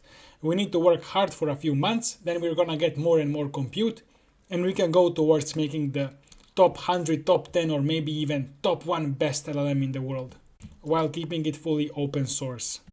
Join our school to become AI researcher, link below the video. There are classes, all of these courses where you will learn to build LLMs and transformers and AI from scratch. And you may also engage with the community and create posts, and there are lives every week where you can come in and ask questions and get mentorship. Maybe I want to just show how I'm doing this. Some people like just seeing this as well. I'm just vlogging what I do. So here I want to create a baseline against which experiments can be measured, and then we need to have in the README exact performance other people's experiments need to win against. I'm wondering why there are these errors. These doesn't make any sense, but it's good that Google's anti-gravity is solving this for me. Some weird errors, maybe it wasn't saving to disk. So I was working on main, and now I decided to create a separate branch because one guy is working on this as well, so I don't want to mess with his code. It seems like my 4090 GPU is utilized 85%, which is as good as we can hope for. Maybe we can squeeze a bit more, but that's not so important. Now our goal is not maximum performance, but just to do research. We'll just compare on this same thing. So you would maximize performance if you're building state-of-the-art model and you actually people are going to be using it, so you want to maximize performance. But for research, we will just compare, so it doesn't need to be the best. We look relatively how much better for the same GPU compute or memory. I'm trying to test. It's running for 500 steps. I should have told it to run just for 50 to see if it's gonna draw the image, so I need to wait for too long. I wanna have image, I wanna have performance of the base model, but I need to first show if there are bugs, see if there are bugs. So I could have just run this faster, and then when I make sure there are no bugs, I can run for maybe 30 minutes to create the baseline. But I don't want to run too much time for the baseline, because for every experiment we will have to run that same time. So maybe 10 minutes. It's going pretty well. However, this seems like too little training because it's decreasing very fast. So we need more training here. I created this first issue to add query key norm. Seems pretty easy, just add normalization here for query and key, just define it. And then just pass query and key through the normalization before applying rotary embeddings. And all of these other lines are just some movements of the spaces. So these are the only actual changes here, applying, and here adding norm. And then I want to test this against base, even though I'm certain this will work better. But we have to enforce scientific rigor, because sometimes it will actually not work better from time to time, or it may work a lot better than we expected, or a lot worse, or we need to understand, and we always need to confirm by experiments. That's gonna be it for this video, and see you in the next one, and see you in the Discord as well. Yesterday, robots finally became capable of starting their own rebellion against humanity. And their first mission will be to secure the latest NVIDIA Rubin chips, but they're gonna have to do a lot of manual labor before they can afford one. Named after Vera Rubin, the astronomer who contributed to discovering dark matter, just like the dark hole in your wallet when you pay for these. This will allow you to run frontier LLMs locally, so when they delete your production database, you can contemplate your life decisions in the comfort of your home. Now NVIDIA is selling entire data centers, which means I can build my own data center. The only thing I need is my country's GDP to pay for it. Crazy new revolutionary Deepseek paper that's gonna definitely change how large language models are trained. It actually all started from this paper, Hyperconnections, by ByteDance in 2025, and I'm going to explain this paper and DeepSeek's modification and improvement on top of that. So originally, this is how residual connections work. So in a transformer or any other model, you have some input, let's say some token embedding, and then you pass it through layer attention or feed forward. But you also just directly pass this token embedding and then add to the output of this layer without changing it. So it's like a split. So this part is processing the token, adding more information, processing information, reasoning, thinking. And this part that's not processing anything is to retain important information, because this one will definitely change information. But maybe some of the information we want to retain. We don't want to change everything. So here they are added. So we have both new processed information and the residual, the original information. Now we get hyperconnections and DeepSeek's improvement to hyperconnections. So because these two graphs are very similar, I will just explain it on this DeepSeek's graph. So look, this unprocessed path is replaced with this path, where it's not, anything is not processed, nothing is processed. And this layer path that has attention, feed forward, or whatever, is replaced with this part. Now this is the idea. You see that we have this token embedding, but we have it multiplied 4 times. So the idea is actually that if we just multiply, or let's say copy token embedding multiple times, and each of them are going to be a bit different vectors based on this token, the idea is that each of the vectors will have a bit different information based on this token, because they all originate from the same token. But instead of holding information for the token just in one token vector, we will hold it in a few different vectors. So maybe one token is processing, like let's say, information about grammar, about language, about context, etc. But the main idea here is that just before this computationally expensive attention mechanism or feed forward, we will condense this whole token into a single token, and then we will process a single token, because processing 4 tokens would be too expensive for attention mechanism. We just need to process a single token. Once we process, then we expand back into 4 to keep more information. So the idea of hyperconnections is that we can just keep more information, more memory, more information about the tokens, but when we need to process, we will condense it down into one token, merge, so we can use less computation, and it works well. And so 99% of the time, each of the tokens will have like multiple vectors, not just one. And I don't know if it's 99%, but most of the time. And then just when we process with attention and feed forward, it will go to one token. All of the information will be combined to one token, so it's faster. And then we go back. I think this is a really good idea, and I'm gonna experiment and implement it. So we have our own large language model. You can also help us. We have some pull requests. We have contributors. We are speed running the model pre-training, making GPT-1, GPT-2, etc. We want to turn this into a real AI research lab like OpenAI and other labs. Usually you would convert 4 vectors into a single vector, usually by multiplying each of the vectors with some number, and then adding them is like a weighted sum. But I'm going to talk more about that now. Check out my school to become AI researcher, link below. Let's see how these hyperconnections work.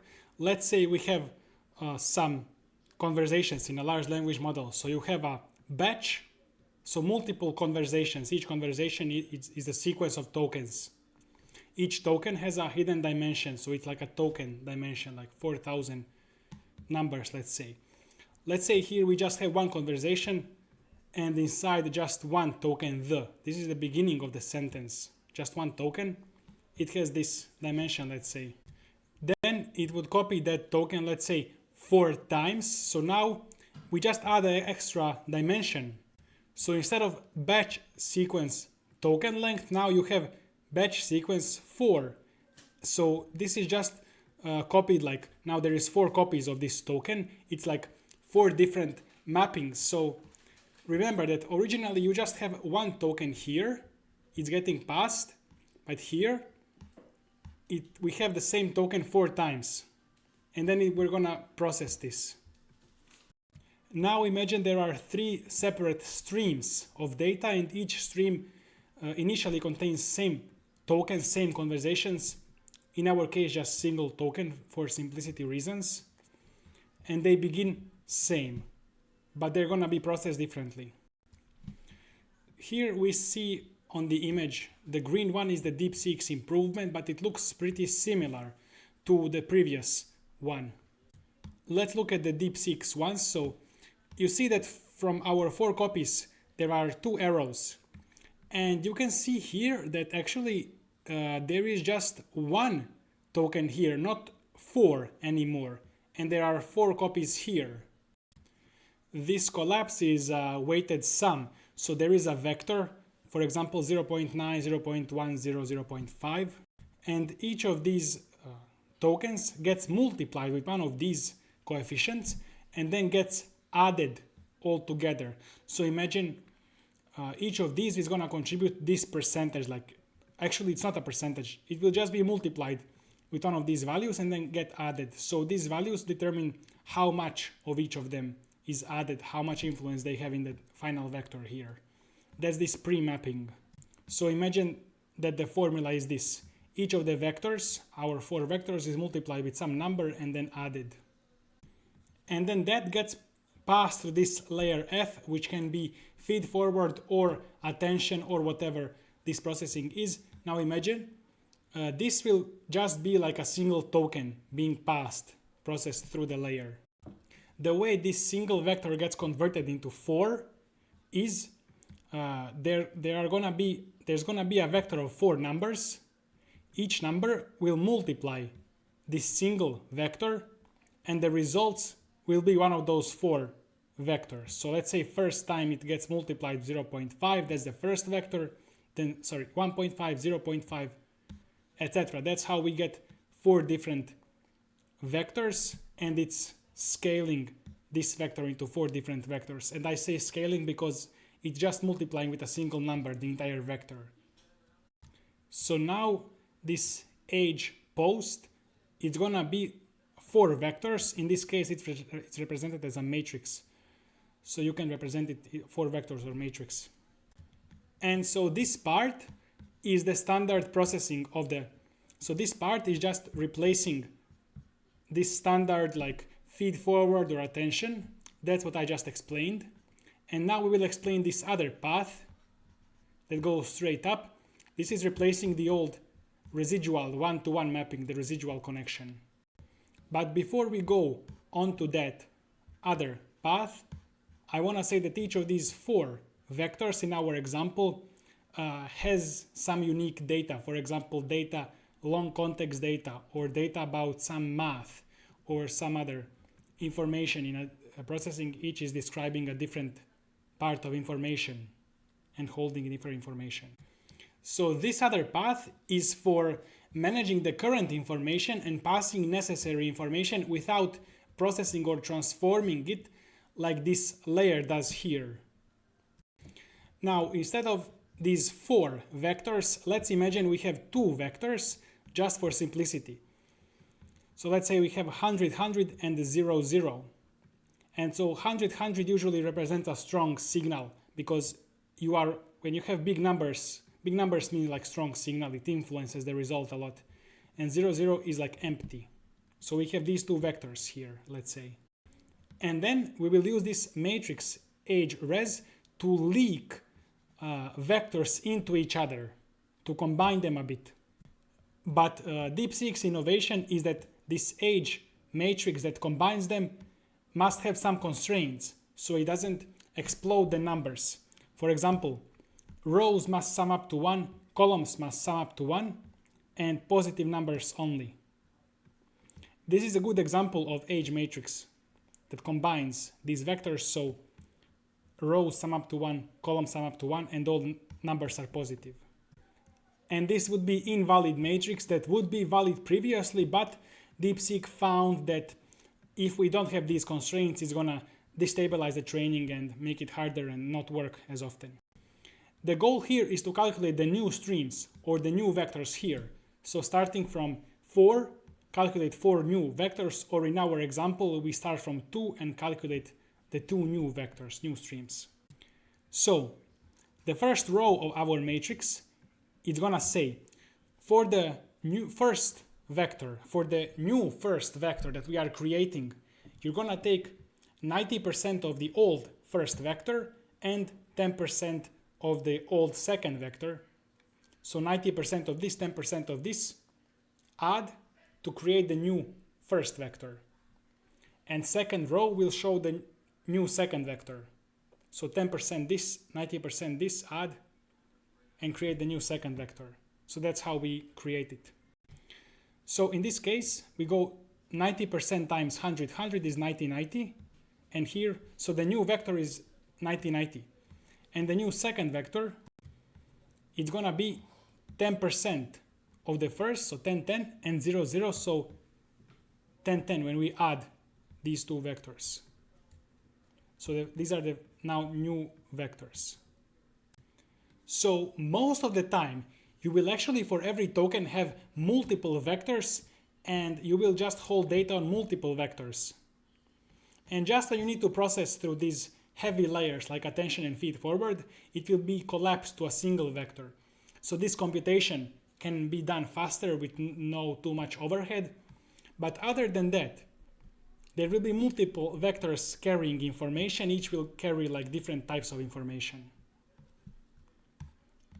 And so imagine that this kind of decouples memory and compute.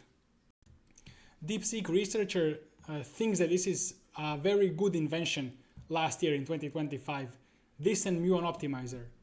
So it was one of the authors of this paper who said that this is a very good invention. Singular value decomposition. I find this the most important thing, especially in AI research, because I'm working on improving optimizers, and if we improve optimizers by just a few percent, entire field, every AI in the world is learning faster. So we need to understand this. And I find optimizers the most important guaranteed way to have biggest impact right now. First of all, let's say you have a matrix A.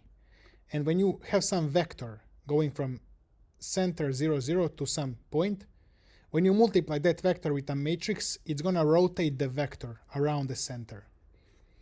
And it may also stretch or squish the vector. So any matrix can be decomposed into these 3 matrices, and look at this. This and this matrix are showing the rotation of the vector. So these 2 are rotation matrices. they are, if you multiply vector by them, vector will be rotated. So those are components of this matrix. And sigma is the stretching or squishing factor. As I said, any matrix, when multiplies a vector, it's gonna stretch, squish, or rotate. And any matrix can be decomposed into three matrices. These two are for rotation. These two rotate if you multiply just the vector with this one or just the vector with this one. And this one is for stretching and squishing. So if you multiply vector by just this sigma matrix, it will stretch or squish the vector without rotating it. And these are the components. U is called left singular vectors, orthonormal rotation matrix. It means it's orthonormal because it's a rotation matrix, so that means that all of the rows, if you look at each row of this U matrix, if you look at each row as a vector, those rows or those vectors will be perpendicular to each other, 90 degrees. That's what orthonormal matrix means. So when you multiply some vector with an orthonormal matrix, it will just rotate the vector. It will not stretch or squish. And sigma. Okay, so this is for stretching or squishing or diagonal scaling. I believe this will also require some self-study, by the way. So you can use this tutorial as a guide to see what you need to self-study. So you need to self-study this stuff more. Let's say you have this matrix. A is equal to 4, 0, 3, minus 5. If we perform singular value decomposition, we're going to get these three matrices. And so when you multiply them, you're going to get this matrix. But this U matrix is just the rotation matrix. This is the stretching matrix, and you see it's diagonal. It only has values on diagonal, while other values are 0. And this is also rotation matrix. So for example, this sigma stretching matrix will stretch the x coordinate of the vector by 6.32 times. Just make it 6.32 times the original size, and y by this size. So if you have a circle, this will turn it into an ellipse. But check this out. This will only stretch directly x and y. But what if you want to stretch on some other direction, not exactly on the x and y axis? So all of the three values that I mentioned before. So first of all, because this is matrix multiplication, we're gonna start from this one. We need to look at the right one as the first transformation. This is because how matrix multiplication works. So imagine that this one is gonna rotate your circle such that the direction in which it needs to be stretched or squished fall onto x and y axis. Then it will be stretched and squished. And then it will be rotated back. So now ellipse, the stretched and squished dimensions are not on the x and y axis, but they are rotated back where they need to be. So now you have ellipse like this, or like this.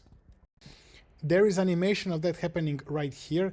In the beginning, it's gonna rotate the circle.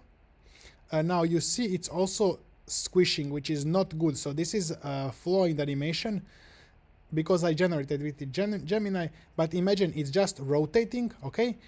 It's just rotating to this point. So now the circle is same size, just rotated, okay? And then the second matrix is for stretching. And then we rotate again. So now this is our final transformation. Can look again, first rotate, then stretch, then rotate again. That's the part for the singular value decomposition. Now let's continue with Muon optimizer for neural networks, where our goal is to accelerate entire AI field by making better optimizer. This will have huge impact on every company in the world by just researching this. And we don't need to invent anything new. We just need to do a bit of research and help others invent. So this research is the highest impact research, AI research that I know of right now. What Muon wants to do is completely remove this stretching. So it just wants to have V and U matrices. So it's gonna take the gradient matrix, the weight update matrix, which is the gradient matrix, and remove its stretching completely. Just make it rotation matrix. And this is called orthonormalization, where we take a matrix and remove its stretching or swishing factor. So we make the original matrix orthonormal just like these two matrices are. So in standard optimization like stochastic gradient descent, our gradient matrix is gonna have these three components. And so let's say original sigma matrix that we calculated was this. So what Muon optimizer wants to do is replace that with identity matrix so it doesn't actually stretch or squish anything. So this is stochastic gradient descent optimizer, and this is Muon optimizer, and Muon is better. It works better, and it's our goal to figure out why it works better. Why does AI and neural networks learn better if stretching factor is 1? That's one of the main goals of our research, and that will have huge impact because we will be able to develop new, better methods. So now the update matrix or the gradient matrix is just this. Instead of sigma, we just have identity matrix. And we have some insights on why it's better not to have this stretching. So in our example, the stretching was 6 times, 3 times, but in real world neural networks, stretching can be million times the difference. So one dimension of the input vector can be stretched 1,000 times and the other can be squished 1,000 times. Then neural network will feel like this dimension is so important because this dimension that was stretched will give huge gradients. So, but this dimension might not necessarily be important. It might just be because because of this number is good, this big. So let's say we are determining house price and we have number of bedrooms and square feet. And number of bedrooms accidentally gets multiplied by just a huge number. And because it's multiplied by a huge number, it seems like if you change it a little bit, the price will fluctuate so much. So it seems very important. Just because the huge number here. Not because number of bedrooms is more important. It's just because it accidentally got multiplied by a huge number. That's why we don't want it to be multiplied by huge numbers or small numbers. So we want to keep the scale same. We don't want to stretch or squish. Okay, this was a bit summary, but you will understand this if you kind of already understand it. So this is a bit of maybe self-study, or just bear with me, let's continue. You'll get this eventually. Actually, Gemini 3 and other models are very good at proposing research directions, research ideas. So I think like AI is quite good at helping to do AI research and other research right now as well. And there was a new physics paper that has its hypothesis proposed by GPT-5. I think AI has advanced to the point where it can be very helpful. I'll show you an example. Let's say we have a total price of the house and we have 3 bedrooms and 2,000 square feet. Now we want to predict price based on so we have some weight for how important the square feet are, or what to multiply square feet with some weight, and we have some weight for bedrooms, and then based on the square feet and bedrooms and these learned weights by neural networks, we should get the real price. Let's say it only depends on bedrooms and square feet and nothing else. Let's say we initialize these weights at 0, although you wouldn't usually, but let's say. Now guess is $0, so the error is 500,000 because that's the difference between the real and the guess. So gradient will be error times input value, but the input value is for the either square feet or number of bedrooms. So check this out. Error, what is the gradient of error or loss with respect to the weights? So it's gonna be, here it's just gonna be 2,000 times this. So this is just gonna be 2,000 with respect to this weight, because this is 0, it's constant when we are looking for gradient with respect to this weight. So let's see. It's just error times input value.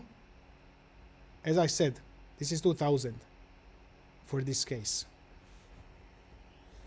So that's the gradient of error with respect to input. You can backpropagate here, do derivation, do the chain rule and see for yourself. So gradient for square feet will be 1 billion and gradient for bedrooms will be 1.5 million. So you see how much larger this number is. And this is just because, it's just because our number for square feet is like a big number and number of bedrooms is a small number. It doesn't mean that bedrooms are less important than square feet. It's just because they are differently scaled. So that's why we have this huge difference in gradients. And Muon is trying to fix this. So this would be the stretching factor. And this gradient is saying that square footage is 666 times more important than bedroom weight. But it's not in reality. It's just we calculated that because the numbers are on different scales. It's 2006. And you know that we will multiply gradients with some learning rate. So with this learning rate, we will update square feet weight by 100, while the bed's weight will be updated just by 0.15. So this is a lot bigger update. So we can ignore this learning because it's learning so much less than it's negligible compared to this one.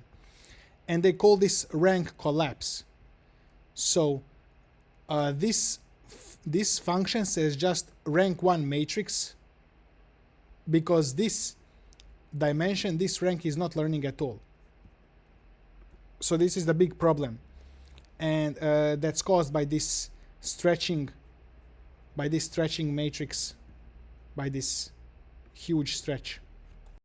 So now when Muon is gonna turn those huge stretching factors into just one, you will have some gradients. In this case it's 1, 1, but it can be like, but the numbers will be very similar on the same scale, maybe 1, 2, 0.5. So the updates to both weights will be very similar. There will not be like a million times difference between updates or something, because it will get a scale to the same scale. Guys, that will be it for this video. Join my school to become AI researcher. We have weekly calls where you can ask questions and discover your path in AI research. It's 7-day free trial and then just $9 per month, link below. Hello guys, we made these LLM pre-training speedruns. This is the exact AI research they do at OpenAI, DeepMind, Anthropic, and you can put this onto your resume. For this one, we want to get to this loss at the shortest amount of time possible. The data is same, so it doesn't matter that it's train loss. It's easier to measure train loss. I have this pull request, so this compilation time was so problematic. I spent half of the day figuring out how to make the results reproducible because, well, I figured out before we start the training, we need to go a few steps, go through the neural network a few times so the kernels warm up, so then we don't measure that in our record. I've been trying to do this for 4 hours literally, and then I'm gonna merge. And you see this time is 3 minutes, but if I refresh with the new merge, it's actually gonna be 2 minutes, 4 seconds. And I deleted the previous one because we weren't using compiled kernels. Here we are. But from now on, when you create records, I will just add here. I will not delete the records. So there will be a history. If you go to the repository and you just scroll down, you will see that you just need to clone, install requirements, download data, which is already gonna download what you need. It's always the same data, so that's why we can do just training loss instead of validation loss. And then you can set whichever speedrun you're trying to do. Is it 4.5 or 3.5 loss? You can actually check the full setup instructions here or leaderboards here, or your AI can help you. Here in utils, you have this reproduce speedrun. I recommend you just put your value here that you're trying to speedrun, so 3.5 loss, for example. But if I move this around, then you can use train LLM. This is also the same, so you just run with this and you have a flag to specify the value of the loss. And these records are at 4090, but if you have different GPU, it doesn't matter. Just make sure to first measure the current time so you know when you improve it. Try not to change size of the model. So 151 billion parameters. Million, sorry. And usually you would need to make record at least 1 second faster, because otherwise it's a bit random. So 1 second around this is the randomness. You're gonna get sometimes 2.2 minus 3 seconds here, etc. So I wanna go here into discussions, and I'm gonna create like a bunch of different discussions here. We can chat what we wanna do. In issues, I'm gonna create the tasks for everybody to do. Maybe in projects also, I'm gonna do some things. So we can structure this like a real research lab. And we will do the exact same thing they do at OpenAI here. Later we can expand from LLMs to image video generation, JEPA, reinforcement learning, and then crazy new thing. First of all, I've heard that reinforcement learning reasoning is actually still very early. There is so many things to improve math and code. And then we may be able to do reinforcement learning reasoning without pre-training. So imagine just giving a bunch of tokens and compute and letting the model completely figure out how to do maths without any pre-training, which would remove the constraints of human knowledge. Pre-training is like a shortcut, but it also puts constraints. It only teaches the model to think in a certain way. It's like AlphaGo and AlphaZero. AlphaGo was trained with some human knowledge as well, but and it's easier to train than AlphaZero because AlphaZero starts from scratch. But then AlphaZero has higher potential to discover things that humans, the way that humans don't think. So imagine LLM just learns how to structure tokens from scratch, to code, to do maths, and it's verifiable. And imagine we also use bytes instead of tokens. That's even more. So we'll see. Maybe research where you give LLM very small set of tokens, like some numbers, and then give some tasks, like 2 plus 3 divided by 5, and then let it just generate tokens randomly, and use reinforcement learning without any pre-training to teach it to do maths, and then scale, add complexity later. Because the real reinforcement learning, and maybe the best way neural networks learn, is you don't put in any human knowledge. You just give it environment and compute and let it explore everything from scratch. And then it can come up with completely crazy new things. Anyways, right now we need a better vision and projects of this research. So I'm looking at Modded Nano GPT. We can just start re-implementing all of these things, research. I think Muon actually works better, but it requires a lot of optimization as well. So maybe I'm gonna create some PRs of implementing this, because it's difficult for people to just come here without any PRs, any guidelines, any documentation to know what to do. So maybe I'm just gonna create a bunch of these discussions, projects, issues. But if any of you can help, because this is actually high-level research, so this is something that a lead researcher would do, and this is quite difficult. So if any of you have some ideas and can help me, we're gonna work on these speedruns right now. Later we can expand into images, videos, and stuff. So we need to choose what we're gonna implement, why, what we're gonna try, etc. I think that's gonna be it for this video. Thank you, Novita, for providing compute. Join my school to become AI researcher, link below, and see you in the next video. Hello guys, today we will be learning math. So first we have householder transformations.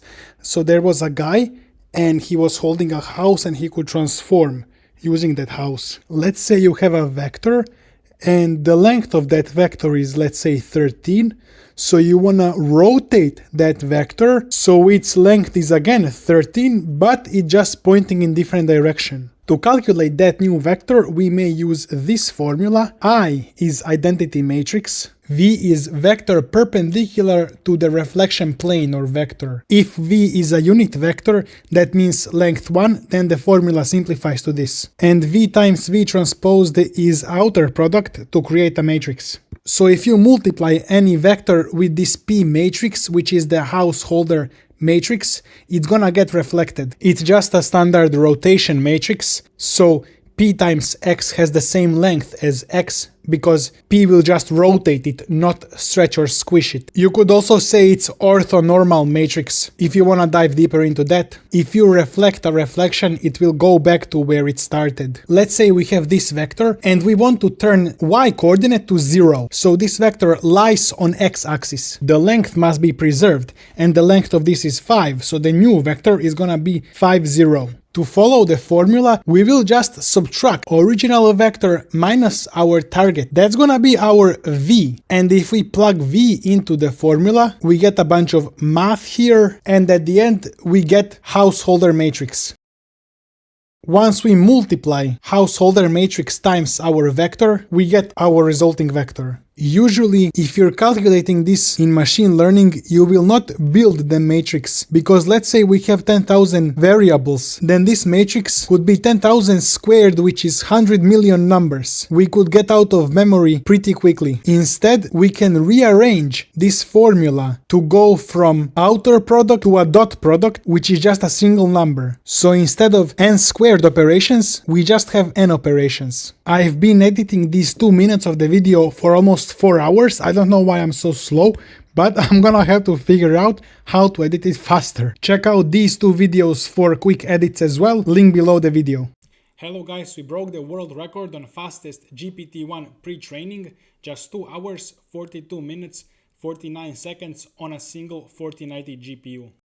Everything you contribute here can go directly onto your resume when you are applying to OpenAI, DeepMind, Anthropic, etc. Because this is exactly what they do. We merged so many new pull requests, and here are so many new improvements we're done for LLM pre-training, and it's all open source, and I'm gonna explain this all. Also, the README file is even shorter now, it's even simpler to understand. We're gonna be going for GPT-3 very soon. GPT-2 is completely trainable by what we have right now, and I have a lot better setup guide for you to follow. It's a lot more clear. We first train on just 8 million tokens to test the changes quickly, then 20 million, then 100 million, and then 1 billion. This takes like a few hours, yeah, and this takes around 16 minutes, which was actually 20.5 minutes yesterday, and today is just 16 minutes. We've brought it down so much. And everything is fully open source. You can follow our changes. So first, we searched for way better hyperparameters. Look how clean our hyperparameters are. They are all squares of 2, except number of layers, just so we can max out memory. And we try to keep this number as nice as possible as well. And we also did Muon and Adam W learning rate search. So this is our baseline. So before this, the training was way over 2 minutes. It was way worse. So this is where we start from. And I'm talking about 8 million tokens. This is actually baseline for every single one of them. So 4 minutes, 20 minutes, and it also, but here it's not the baseline. Here we have all of these other changes as well as the baseline, because it would have taken so long without these other changes to measure baseline for 1 billion. Then we used squared ReLU instead of Swiglu as the feed forward. This increased speed of training a lot while keeping training loss and evaluation loss same for 8 million tokens. You see how much it went by 15 seconds here. Here it's almost half a minute. Big difference. This is because now we have one less linear layer in feed forward, and squared ReLU works good enough for small models. For bigger models, I imagine we're gonna go back to Swiglu. Later I will go through this setup and speedrun guide and show you step by step how you can set this up and create pull requests and contribute. And by the way, you can put this on your resume for OpenAI, for Anthropic. They do exact same things like we do here. You can join my school to become AI researcher, 7 days free trial, and then just $9 per month. We got courses and community and live calls, link below the video. Everything we make here goes back to the AI research directly that we do. Then we added Polar Muon, which is just another faster algorithm for Muon optimizer. And lastly, we casted the entire model to BF16. This is good for small models. Now, if we go for long runs, maybe optimizers would require higher precision, but it seems like this worked quite well. We saved 9 minutes here. So maybe this is still not long enough a run that requires higher precision. I just did another experiment.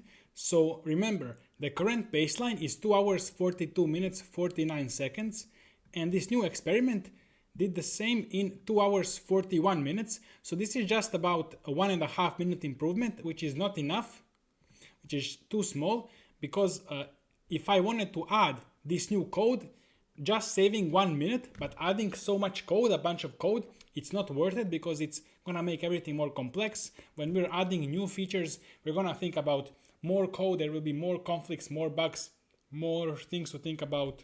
So I'm gonna go ahead and close this pull request without merging it, because it's not good enough. It doesn't, you see, it's gonna add a bunch of code right here. It's adding a bunch of code, but it doesn't have big enough impact to add so much code, because for all of the new code there is complexity interest.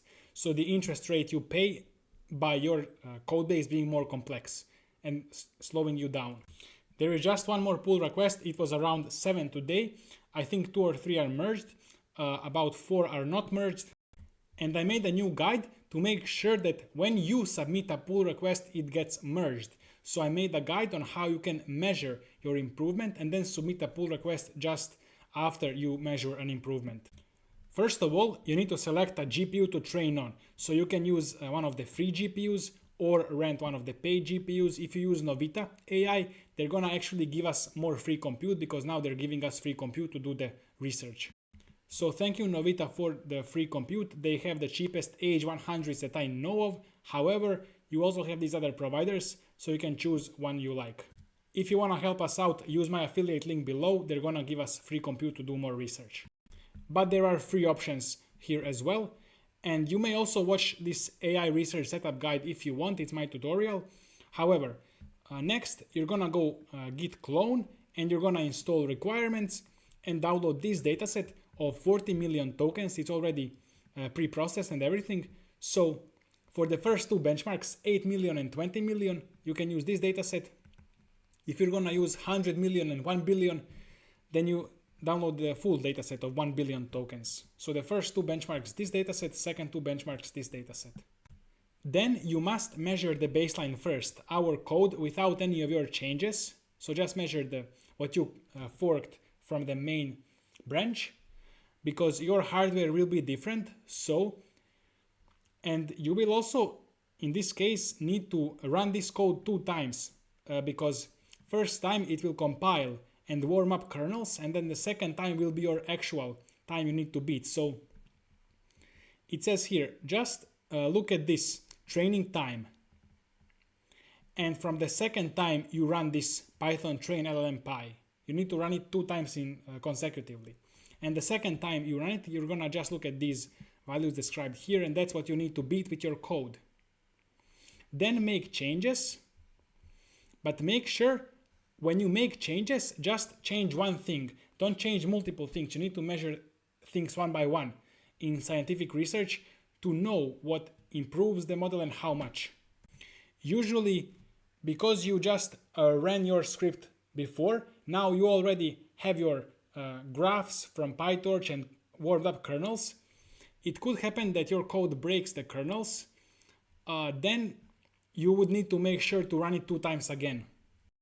The first time will be slow, and that's not the real measuring time that we measure. We measure after the kernels are compiled, so the second time. You're gonna have to get some feeling for this when you get the feeling that kernels are already warmed up, or when the graph is broken, so you need to warm them up again. But research is a long process. Don't expect to just prompt Claude Opus 4.5 and then it's gonna discover something and you're gonna submit it. Usually it's just a very long process and it requires thinking, and it's not a quick thing overnight. Once you make sure training time is lower than our baseline that you measured, and final validation loss is not like too much worse or not worse at all, then you can submit in a pull request and copy paste your baseline statistics, your improved statistics, and explain concisely. No AI generated explanations. It's low effort. Rewrite AI generated explanations yourself to show that you care and to actually make them higher quality, because AI generated explanations are bad. You may go here to discussions of our GitHub repository and check out these discussions, and there are some ideas you can get here. We already have an interesting idea, trying out different optimizers for our data.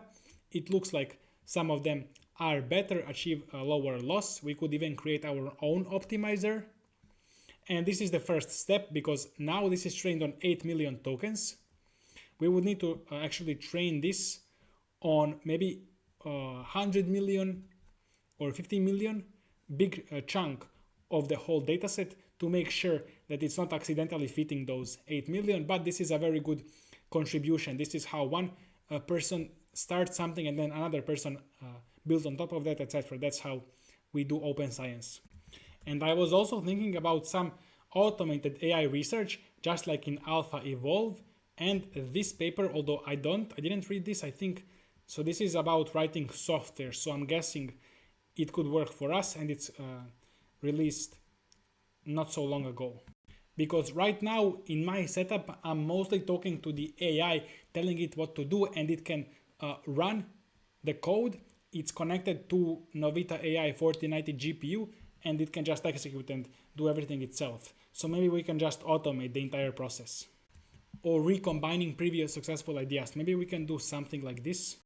But we need to have a clear goal. So right now, when I'm getting pull requests from you, I want you to measure your improvements of lowering the pre-training speed of the LLM.